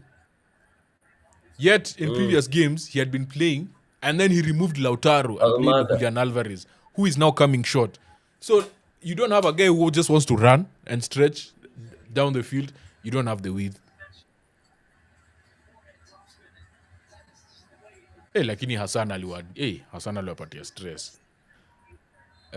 Labda wewe uwafungie wewe sasa. Kina mambo pengine wewe ndio uwafungie. Ndio wafungia tu. Ndio hiyo hatari kwenye lango. Nani ni of course it's Mateta ndio striker. Bro, Hakimi can be a good right winger, left winger.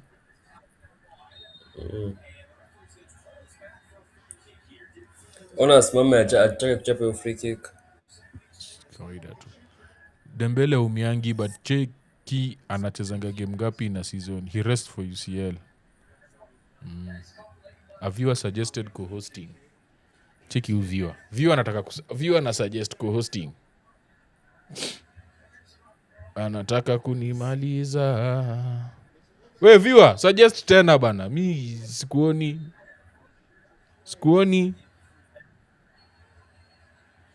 What the fuck is this? Oh.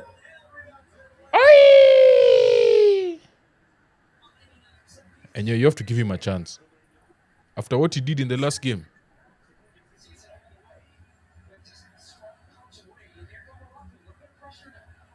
I like it when you call me Big Papa. Hiyo ni kona. Uliza atumie akili ama nini? We, uliza Maten kama anaingia. Mwana request. Ukiulizwa Morocco amekosea wapi? They just didn't injuries, man. Losing Saibari was big. Big.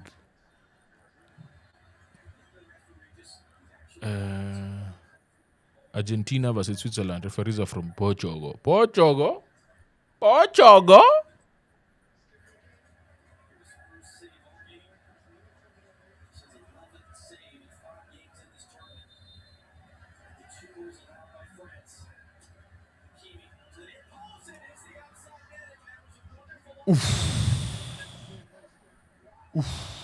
Karibu bro.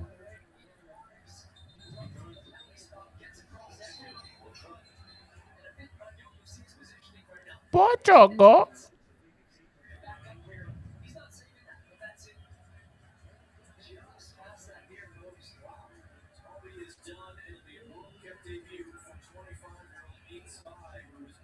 This Dalby change needed to be made earlier.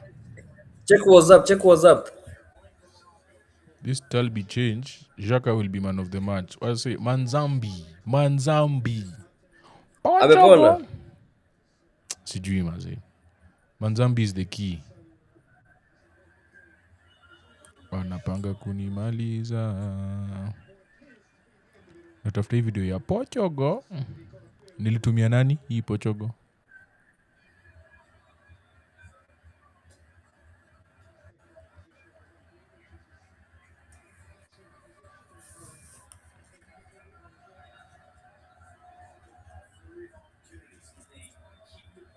Portugal.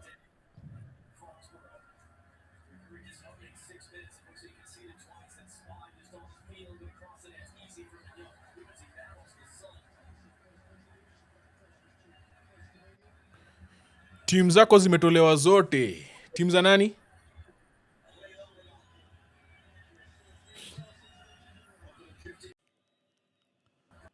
Timu za nani? Oh, Ndegz. Ndegz maze. Anapanga kunimaliza. Na add. Ngojeni.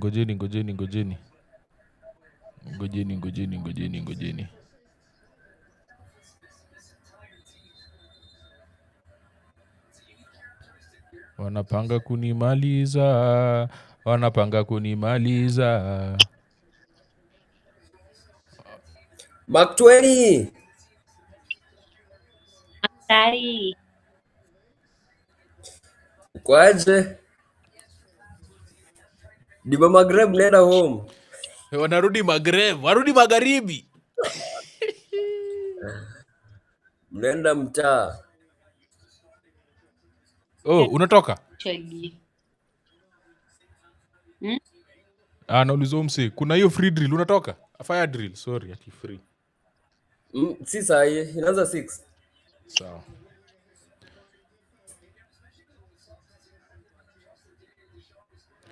Team, the moment Saibari was ruled out. That was it, man.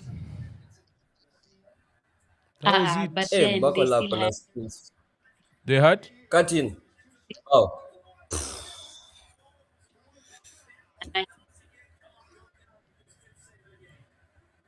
Makumi hatukusikii. Ilhab. Tunakusikia na tukusikii. Tunakusikia saa zingine tunakusikia tusikii. Sasa nilikuwa nimeweka simu kwa stand. Nisikie sahi. Nasema kwa seat. This is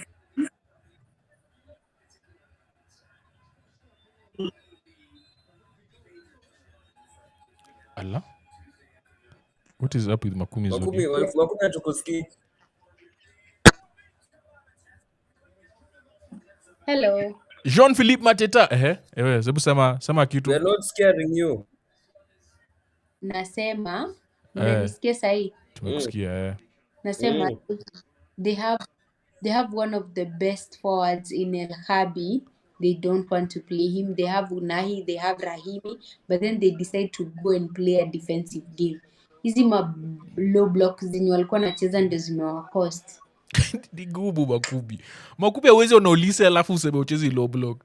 Hata ile low block walicheza Buadi has been exposed. They used his youth against him. Like his decision making is off. His passes are off. He does not intercept. Like the player I saw against Brazil and this one, a shadow of the other. A shadow. Aliogopa. So hii ni team yake. He was supposed to... Did he play for France? He represented France in the youth levels. Yeah. Under 16 I think. Pressure ni kitu ingine. Pressure ni mbaya. And then also, I also just think tournament football, the further you go into tournament football, if you've never experienced it, this is someone he had never played for Morocco. Yeah. It was going to, I feel like at some point he was going to have that. The stage was just going to be, I don't say too bright because he doesn't shy away from the ball. He wants the ball. The moment was just, here they just didn't have the power. Hawakuwa na personality. Because the reason why I'm saying Saibari should have played, or not should have played, he's injured. The reason why I said Saibari is out, they're done. Saliba was halfway because he knows there's no one running behind. When France are pressing them, Saliba is at the halfway line, literally. So they don't have a threat.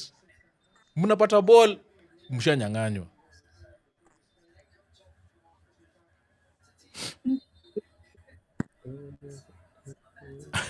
Hii Morocco si ya Afrika leo. Ile ya Afrika ingekuwa imefunga.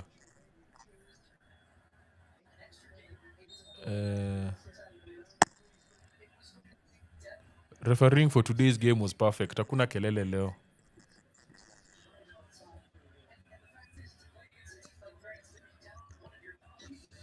Makumi amelost tena. Kina unamsikia?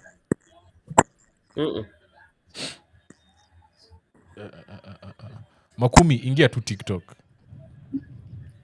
Amniski? Sijui mbona ukishika simu tunakusikia. The moment umeweka hivi chini ya usikiki. I think inazima nini? Inaziba speaker. Speaker. Ndio kwa maana amniski. Speaker ya simu. Today has just been awful. Let me say, to say the least, it has just been awful for Morocco. That low block was not working. And then, like, even if you're going to play a low block, make sure that you have good dribblers to help with the transition. Because inayo kupita France, hauwezi cheza long balls. Lazima upite katikati yao. Kupita katikati, they don't have dribblers. They don't have quick players. Like, my God, my Morocco is seeing dust. Mpaka madramas wamekosa nguvu, hawana power. Hatuwezi kuwa bila power. Hamwezi. Uliza Makumi mbona hakuna taundani ya transfers? Tebu uliza producer. Producer amesema hajakuwa na time ya kunini. Ya kushu. Purity K amesema Belgium all the way. Belgium wanacheza na nani? Spain.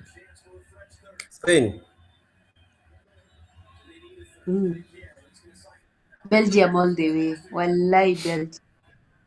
I've never felt Nakumbuka more Belgium than I am. Lamina akiambia Rabiot talk now after walichapa France Euros 2024. Semifinals itakuwa revenge. Spain itanyoroshwa ajabu. Ati kwani wanafika? Ni Belgium mnaandamana Belgium sana. Mjui timu ya KDB. KDB ataka acheze. Belgium to me against Spain. They don't have a striker who can run. Spain. Spain, you need someone who can run. You need a striker who can run, which is why you can't start Lukaku against Spain. So you have to start the Ketelere. But the Ketelere wants to drop as well. Like he's not. Like you need a Saibari. That's the person. He's a CM. He's a false nine. You need a Saibari. Hey, they have watched Spain play. I don't know. I don't know how else you beat them. The funny thing is I haven't watched those European teams, Ivo. I have watched all African teams, but these European teams, yeah, Spain. Game ya kwanza niliwatch ya England ilikuwa ile against Ghana. And after that, I think Jean-Philippe. Bro, Mateta kifunga. Tunazima stream. Tunaenda kusherehe. Haya, mimi nataka kungoa nanga. I'll be back kama mtoka amemaliza nini. nasikia uko na fire. Mko na fire drill.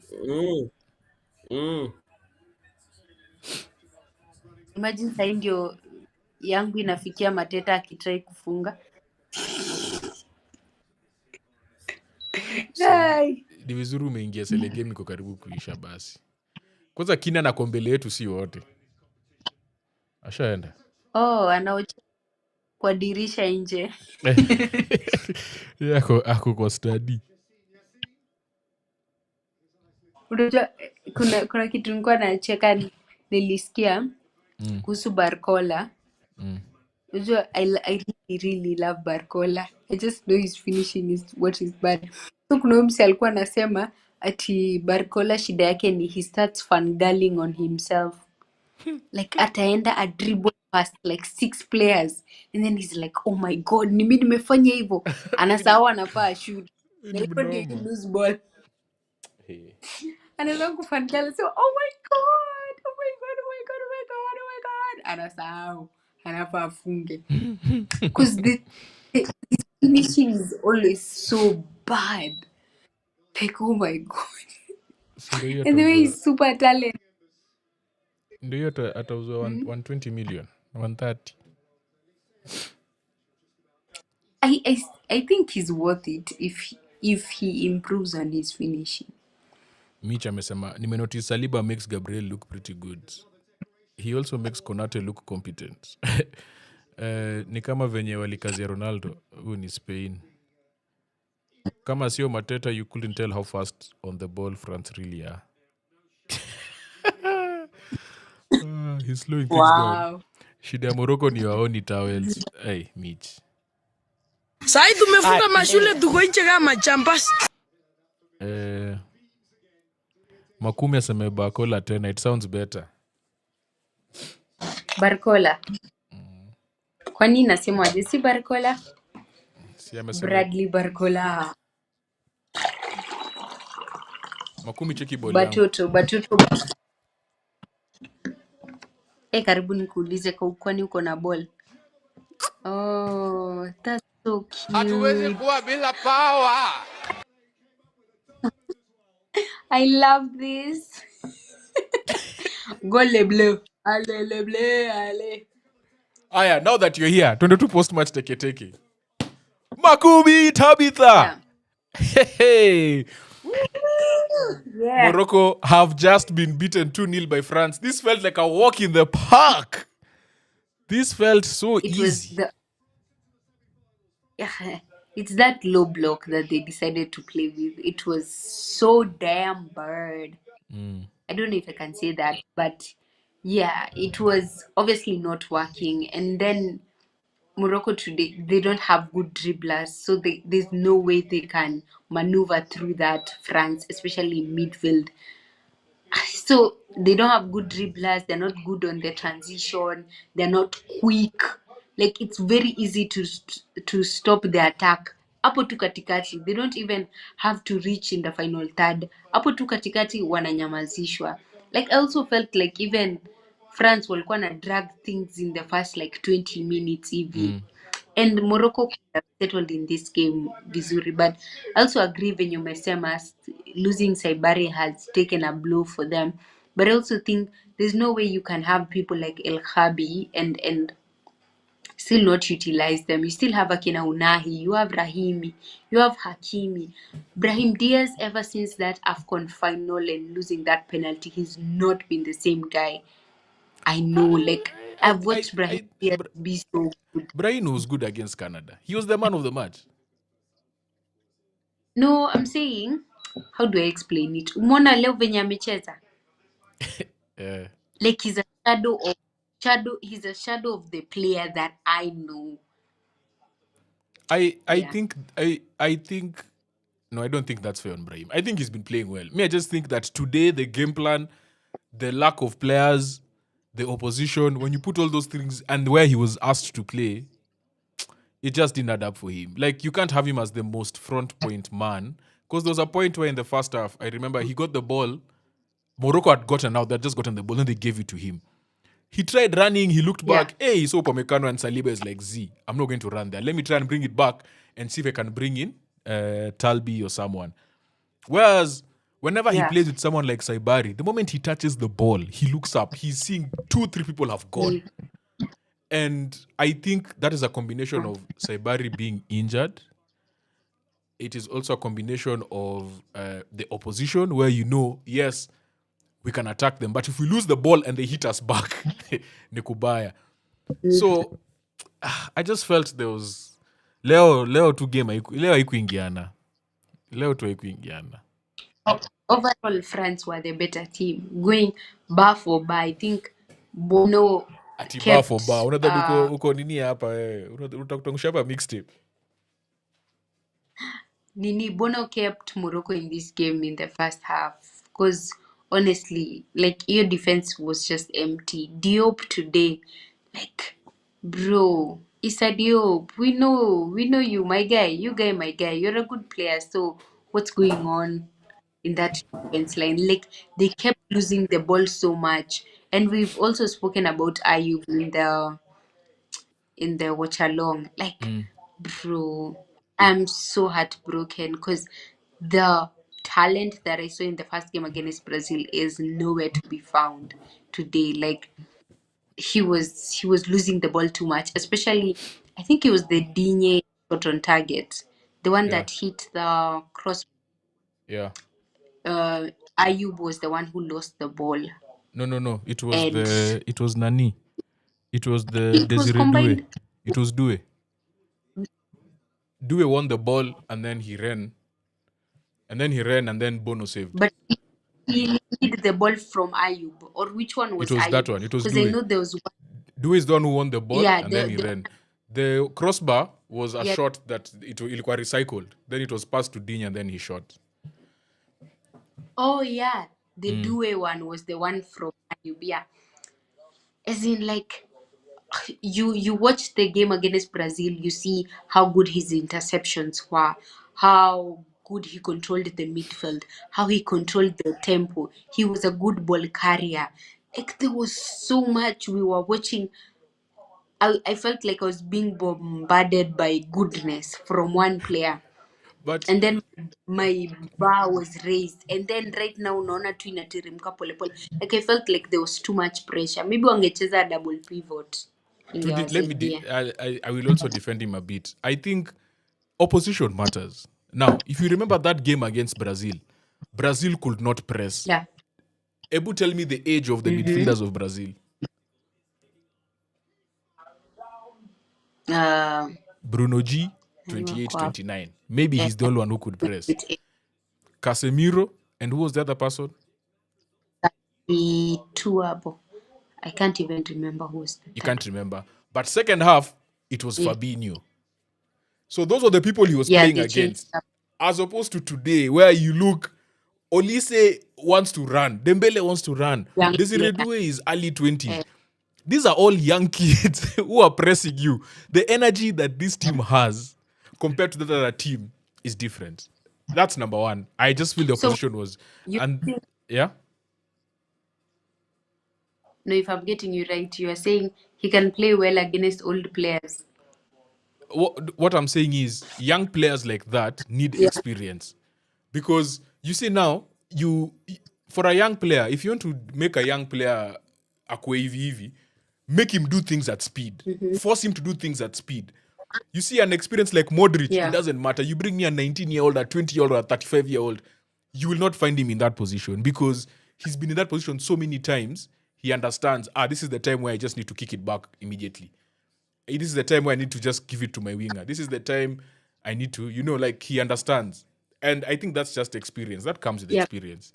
But in Buadi's case, which again, did you watch England versus Mexico? Or did you even watch the highlights?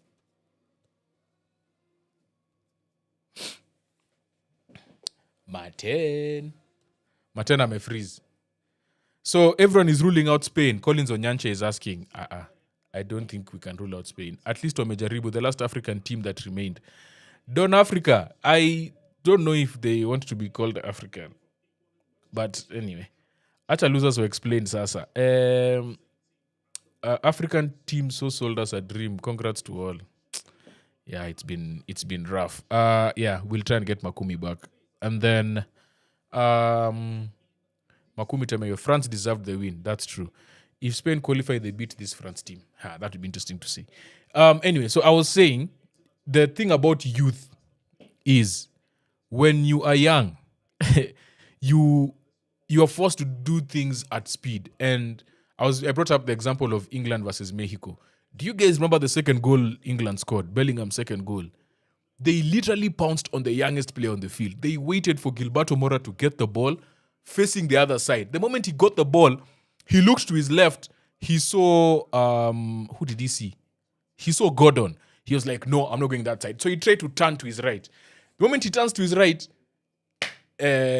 no, he saw Elliot Anderson. Then Gordon is the one who comes to his right and steals the ball. Very similar today with Boadi. Boadi had the ball. He tried turning left. He was like, no, I'm going right. Desiree Doué is waiting for him.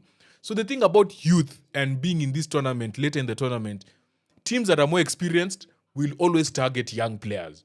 You always want to make them make quick decisions. And I think that's where Boadi sort of just had a bit of he just has to learn. These are things that will come with experience, because the things he has in his locker, it's hard to see an 18. I don't say I've never seen, but it's hard to see an 18-year-old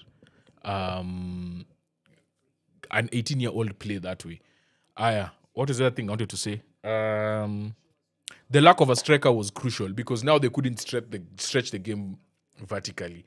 And as I was saying with Makumi, the moment you have Brahim Diaz as your front man, and Makumi also said this, Makumi said the part of the wingers, they didn't have dribblers, they didn't have people who could carry the ball into the half of France. But also, they didn't have runners. So when Brahim Diaz gets the ball, 3 people are marking him instead of 1, and then he has like a runner to look up to. Saliba and Upamecano are literally the halfway line. They're just waiting for this guy to make a mistake or to get the ball, then they pounce on him. So there's a lot that didn't work. A lot of the things they did in the last game, just didn't work. The last goal.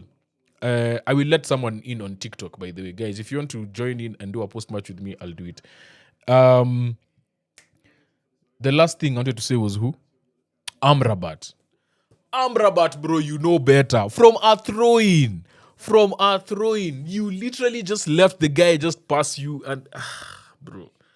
Shout out to Dembele for having a brilliant goal from Dembele. But Amrabat, you only had one job. You enter that field to make sure you protect the back four. And the one job you couldn't do costed your team, and they scored. Literally, the game was done by then. So that sucks. Lastly, Bono. Bono is amazing. Penalty save. The saves against Doué. The save from the corner, the one that he saved on the line. Like, he had his moments as well. Like, he had really good moments. He tried to keep Morocco in the game as long as he could. It just didn't work out. So, yeah, I guess that's it for these boys. It is now done. And they are through to the semi-final, which means they have 2 more games to play. Sawa. Zair, unasemaje? Waubrida amesema France versus Spain. Just joined to tell BTB's Mwanahabadi good night from Marrakech. Hey, people are rude. People are rude.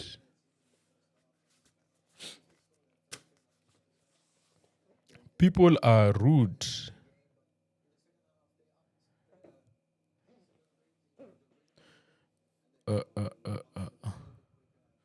No, but these guys, their tempo just improved. That was below expectation, not fun at all. Morocco akuja AFCON tuwapige tena. Guy. Umeamua? There's something wrong with my scoreboard here. I'm trying to fix it. Allons.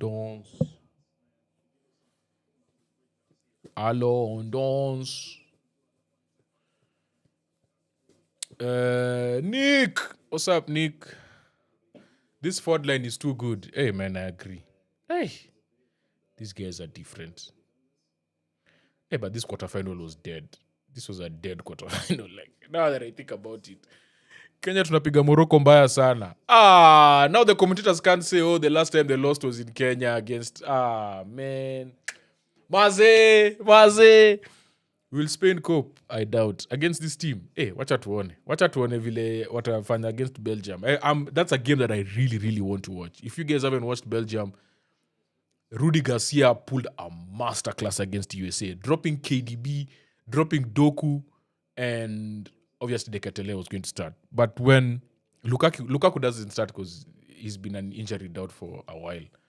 And he hasn't played much this season. So I think it's just right to start Dekatele. He'll give you like a good 60, 70 minutes and then you bring in Lukaku. But the way they used Lukebakio, the way they used Van Aken in midfield after Onana got injured, bro, that game, that Spain versus Belgium is low-key going to be one of the... Argentina-Switzerland might be fun too. Norway, England is one we're really looking forward to.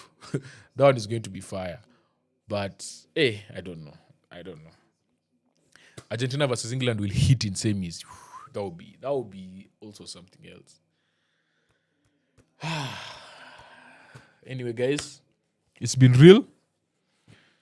Kesho, game ya kesho ni?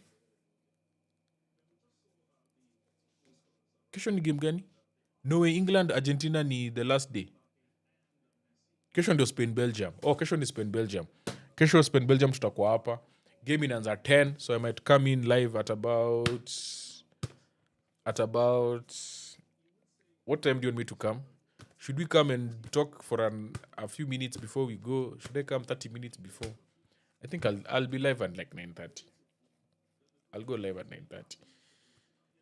Egypt couldn't hold Argentina for 1 hour, but held the Israelites for 430 years. Hey.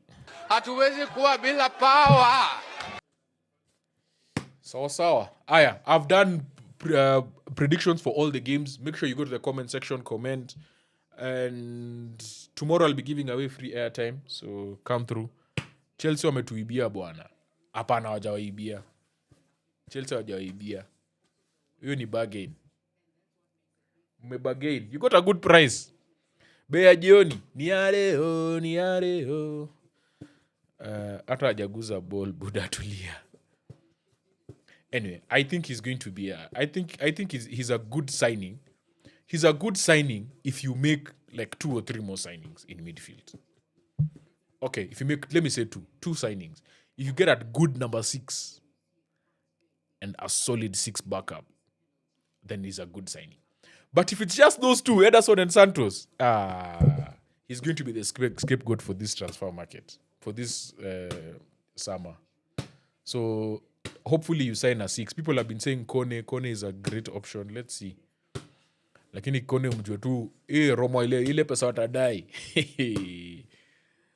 Santos ni mzuri as a squad player. That's true. At this moment in his career, he's a really good squad player. Very good squad player. Yes, that is it.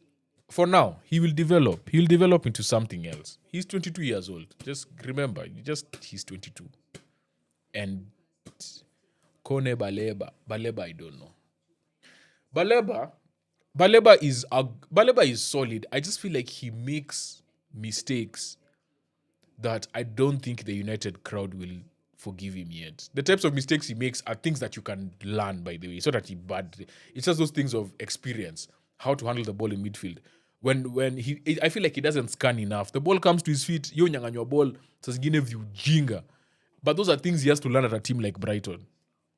So, let's see. Ndegz, are you going to the gym tomorrow?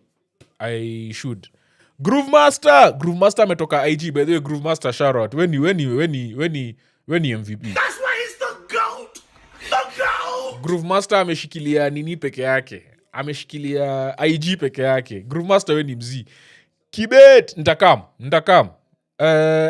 Sijui nikam jioni. Davi, sijui nitakam sangapi, but nitakam. Team zetu za Afrika zimetolewa zote. World Cup yetu imeisha. Groove Master, shukran maze.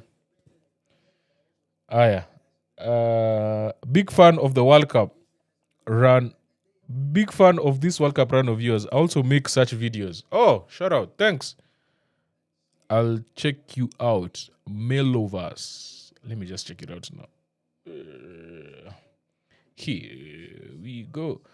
Kumbe TikTok is where it was at. Bana, huku hivi waswali kwa on mbaya. Su kwa on kila mahali lakini. Hata YouTube sahi. Ukiingia YouTube sahi utatupata. Literally this stream is also going out on YouTube. So, yeah. France-Spain final. That would be crazy. Ni mwanamtu amesema France-England final. Do you think it can happen? Allez les Bleus. Allez les Bleus. Allons danse. We Groove, nini imekufanya ukakuja TikTok? Mi sijauliza kama it can happen. Do you believe it will happen? It can happen. Even Belgium can make the final.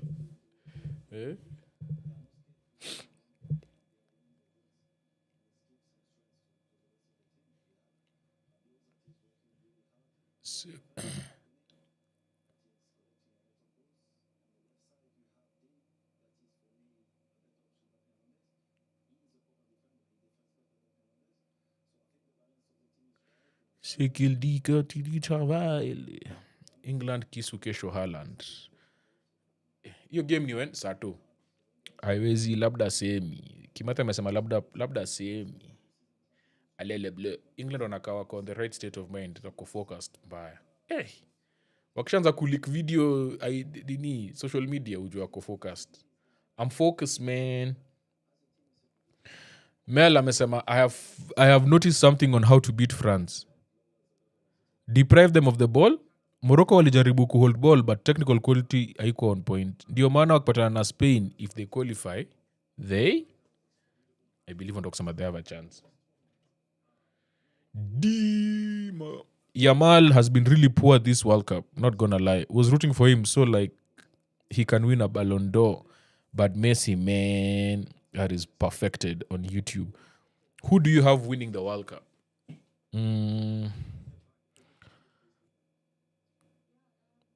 I don't know, man. I don't know. Me, I'm just here for vibes. The thing is, World Cup, something stupid can happen. Like, you see how Mbappé got subbed off today. You just hear, he's out for 3 weeks. And then that's it. They would have to play with Mateta up front. So, Argentina are looking like candidates to be knocked out by someone soon. They haven't looked very promising defensively. I thought they were promising to start the tournament, but Cabo Verde and Egypt have really exposed them. On the counter, if you just play the ball properly, you can beat these guys. You can score goals, you'll get chances. The counter is where it's at. If they decide to play that midfield, pack the midfield again and not have a winger, wataumia. So that's Argentina. I'm just going down the weaknesses. Switzerland need Manzambi. If Manzambi is not playing, they should as well just forget about it. Because they don't create enough chances. And if they do, the finishing is not great. But Manzambi is an X factor. Like, he just gives them so much. Going forward, running into space, he can assist, he can shoot. He's just everything. But he has a knee injury, which means if he plays, it's not going to be for long. So, Switzerland, it's Manzambi. They get chances, they just don't score enough. That's Switzerland. Belgium, they can go through moments where... Belgium, I think the biggest issue is the lack of pace from the striker position specifically, because they are not going to keep the ball for long spells of the game. That's not them. So they need someone who can run down the middle. Iawana. Nani tena? England, biggest weakness, right back. Right back. I don't know who they start. If they start Jed Spence, Houston, we have a problem. Yeah. Nani tena? Have I left? I haven't mentioned anyone. Reese alirudi lakini wanampreserve for final. Manzambi for So. So didn't even start the last game. So came on in the second half. He didn't start. France are winning the World Cup for sure. That's Jeffrey. Belgium, I feel the defense ndio wako too. Defense ya Belgium pia wako vibes bana. Defense ya Norway pia wako vibes. I will say this again. Wolf number 5, Christoph Ayer number 3. Wakicheza na England kesho, angalia tu watu wawili. Just look at what Kane will be doing, like how he'll be running and targeting them. Egypt built a pyramid in Atlanta and let Enzo Fernandez knock it down in 12 minutes. Guy. Ndegz, if France win the World Cup, will Ndegz win the Ballon d'Or back-to-back? It's very possible. He has a good chance. But they might give Mbappé. Knowing that FIFA, it's a FIFA award. They don't care for UEFA like that. Because of the way UEFA wamekuwa kuingilia the last 2 weeks. They will not care. They'll be like, yeah, this is a World Cup award. Wanapanga kunimaliza. Mel was finishing the statement. Bellingham yellow card tomorrow, definitely. If Bellingham gets a yellow card, he's suspended for the semis.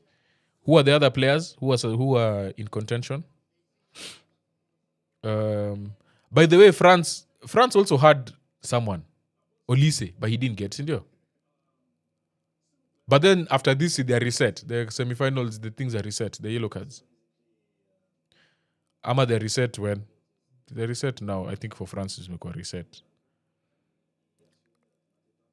Bellingham isn't playing, no way. Why wouldn't you play him? You must play him. He must start. That would be very dumb not to play him.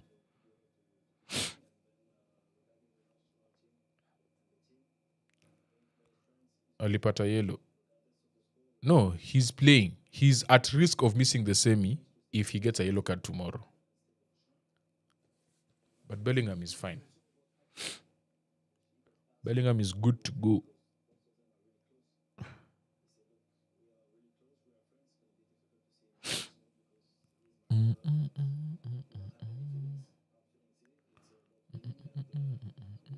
The only person suspended is Nani, is Kwanzaa. So far.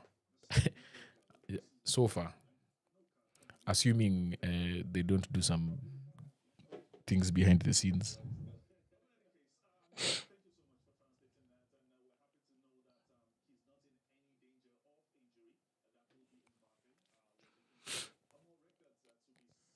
And still couldn't stop Bellingham from treating the Azteca like his backyard. Let me tell you, that Mexico win was a big win. Even just mentally for the team. Everything that they were going through going into the game. Then the game was delayed after the thunderstorm. Then, if you consider all of those things, and then you get the red card, that was a big win for them. No wonder Henderson broke his hand. FIFA ilikata kusikiza England ikasema wana Trump wao. Guy. Lakini does England even have a prime minister? See, Starmer nasikia he stepped down wanakoja election. So hata nani angepiga simu? Ingekuwa king.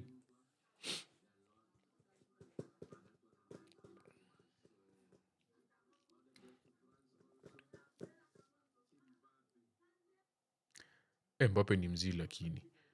Now it's not true because Argentina have done a good job. France versus Morocco, good refereeing. This game, that good refereeing. Dan King, what's up? Just popped in, can't even say hi. See, they have the Prince, Yulef and Wavila.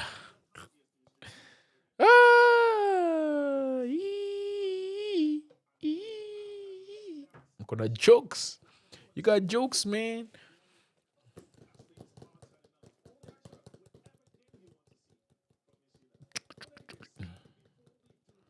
Paredes. Mujeres. Aya. Sawa see. We've talked about the game enough. Kayuka amesema Mbappe ni minyama. Yes, he's a beast. Kimathi amesema Mbappe is him. Ataweka rekodi yake kwa World Cup for sure. Morocco ameogopa ku attack. Hiyo ni ukweli. But si hata kuogopa. Hawakuwa na facilities. Nimeisema mara mingi sana. Hata this thing, I'm going to cut it. I'm going to put it as a post-match. Watch post-match. Come to a bit late. Joga Bonito, you're way out of a Viking raid. Haaland didn't just break the defense. He forced Neymar to retirement. There's a day we sat here. I believe it was a Champions League game. Was it a quarterfinal game or a round of 16? And we talked about Neymar's legacy. And I was really trying not to sound like I'm a Neymar hater. But it's hard to say something about someone with regards to where you think he should have been. Because to me, I feel like Neymar was supposed to be at that level of just below Messi and Ronaldo. But just decisions he made in life just didn't work out. So I was trying to point that out. But people said I'm hating on Neymar. And I was like, you know what? I'm never going to hate on him. I'm going to celebrate him. I'm going to enjoy him while he's still playing. So when he was selected for the squad, low-key, I was like, why is he being... I was like, why is he being selected? But at the same time, I'm like, you know what? He has that aura still in the team. If you consider what the players consider him and how highly they hold him, I was like, maybe there's something. Maybe he's going to spark something. Play a game or two here and spark something. Bro, when he entered that last game, there was just not impact. And I feel like that's just the saddest part to see. Like someone who used to just finish people so much, all of a sudden just not have impact. I felt bad, guys. I felt bad. Lakini Ndegz, ingine football looks scripted. Where did that Neymar even come from? See, Ancelotti ndamemleta. Neymar waited until Safaricom to score his penalty just to make sure he retired on a loss. Neymar is just a fail in football. Ukiangalia the talent he has. Yeah, man. Anyway, I will keep praising him and celebrating him.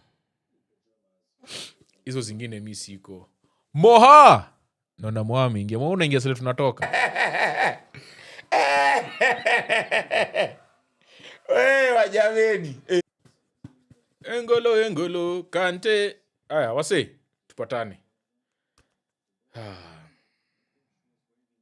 I meant they had to give Neymar last minute penalty. Wacha apige. Let him go out on a high. You know the thing is now, moving forward, let's just say Ancelotti keeps this job. Neymar can never say anything bad about Ancelotti. He will never. And that helps Ancelotti moving forward.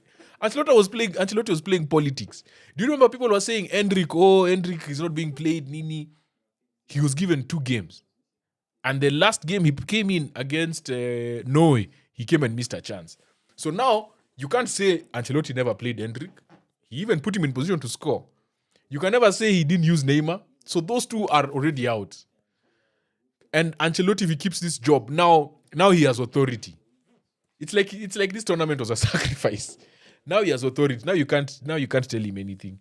Portugal's World Cup strategy was just like Ronaldo's career plans, fully finished by the 91st minute. Guy.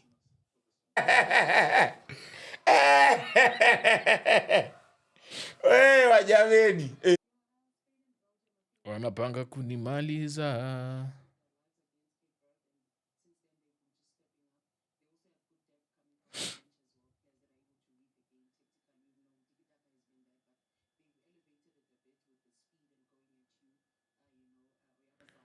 Watu wanafurahi, watu wako na bash huko ati Hakimi ametolewa.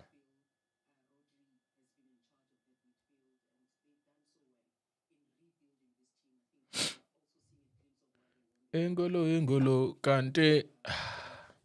Aya, wasi tupatane. I'm calling it a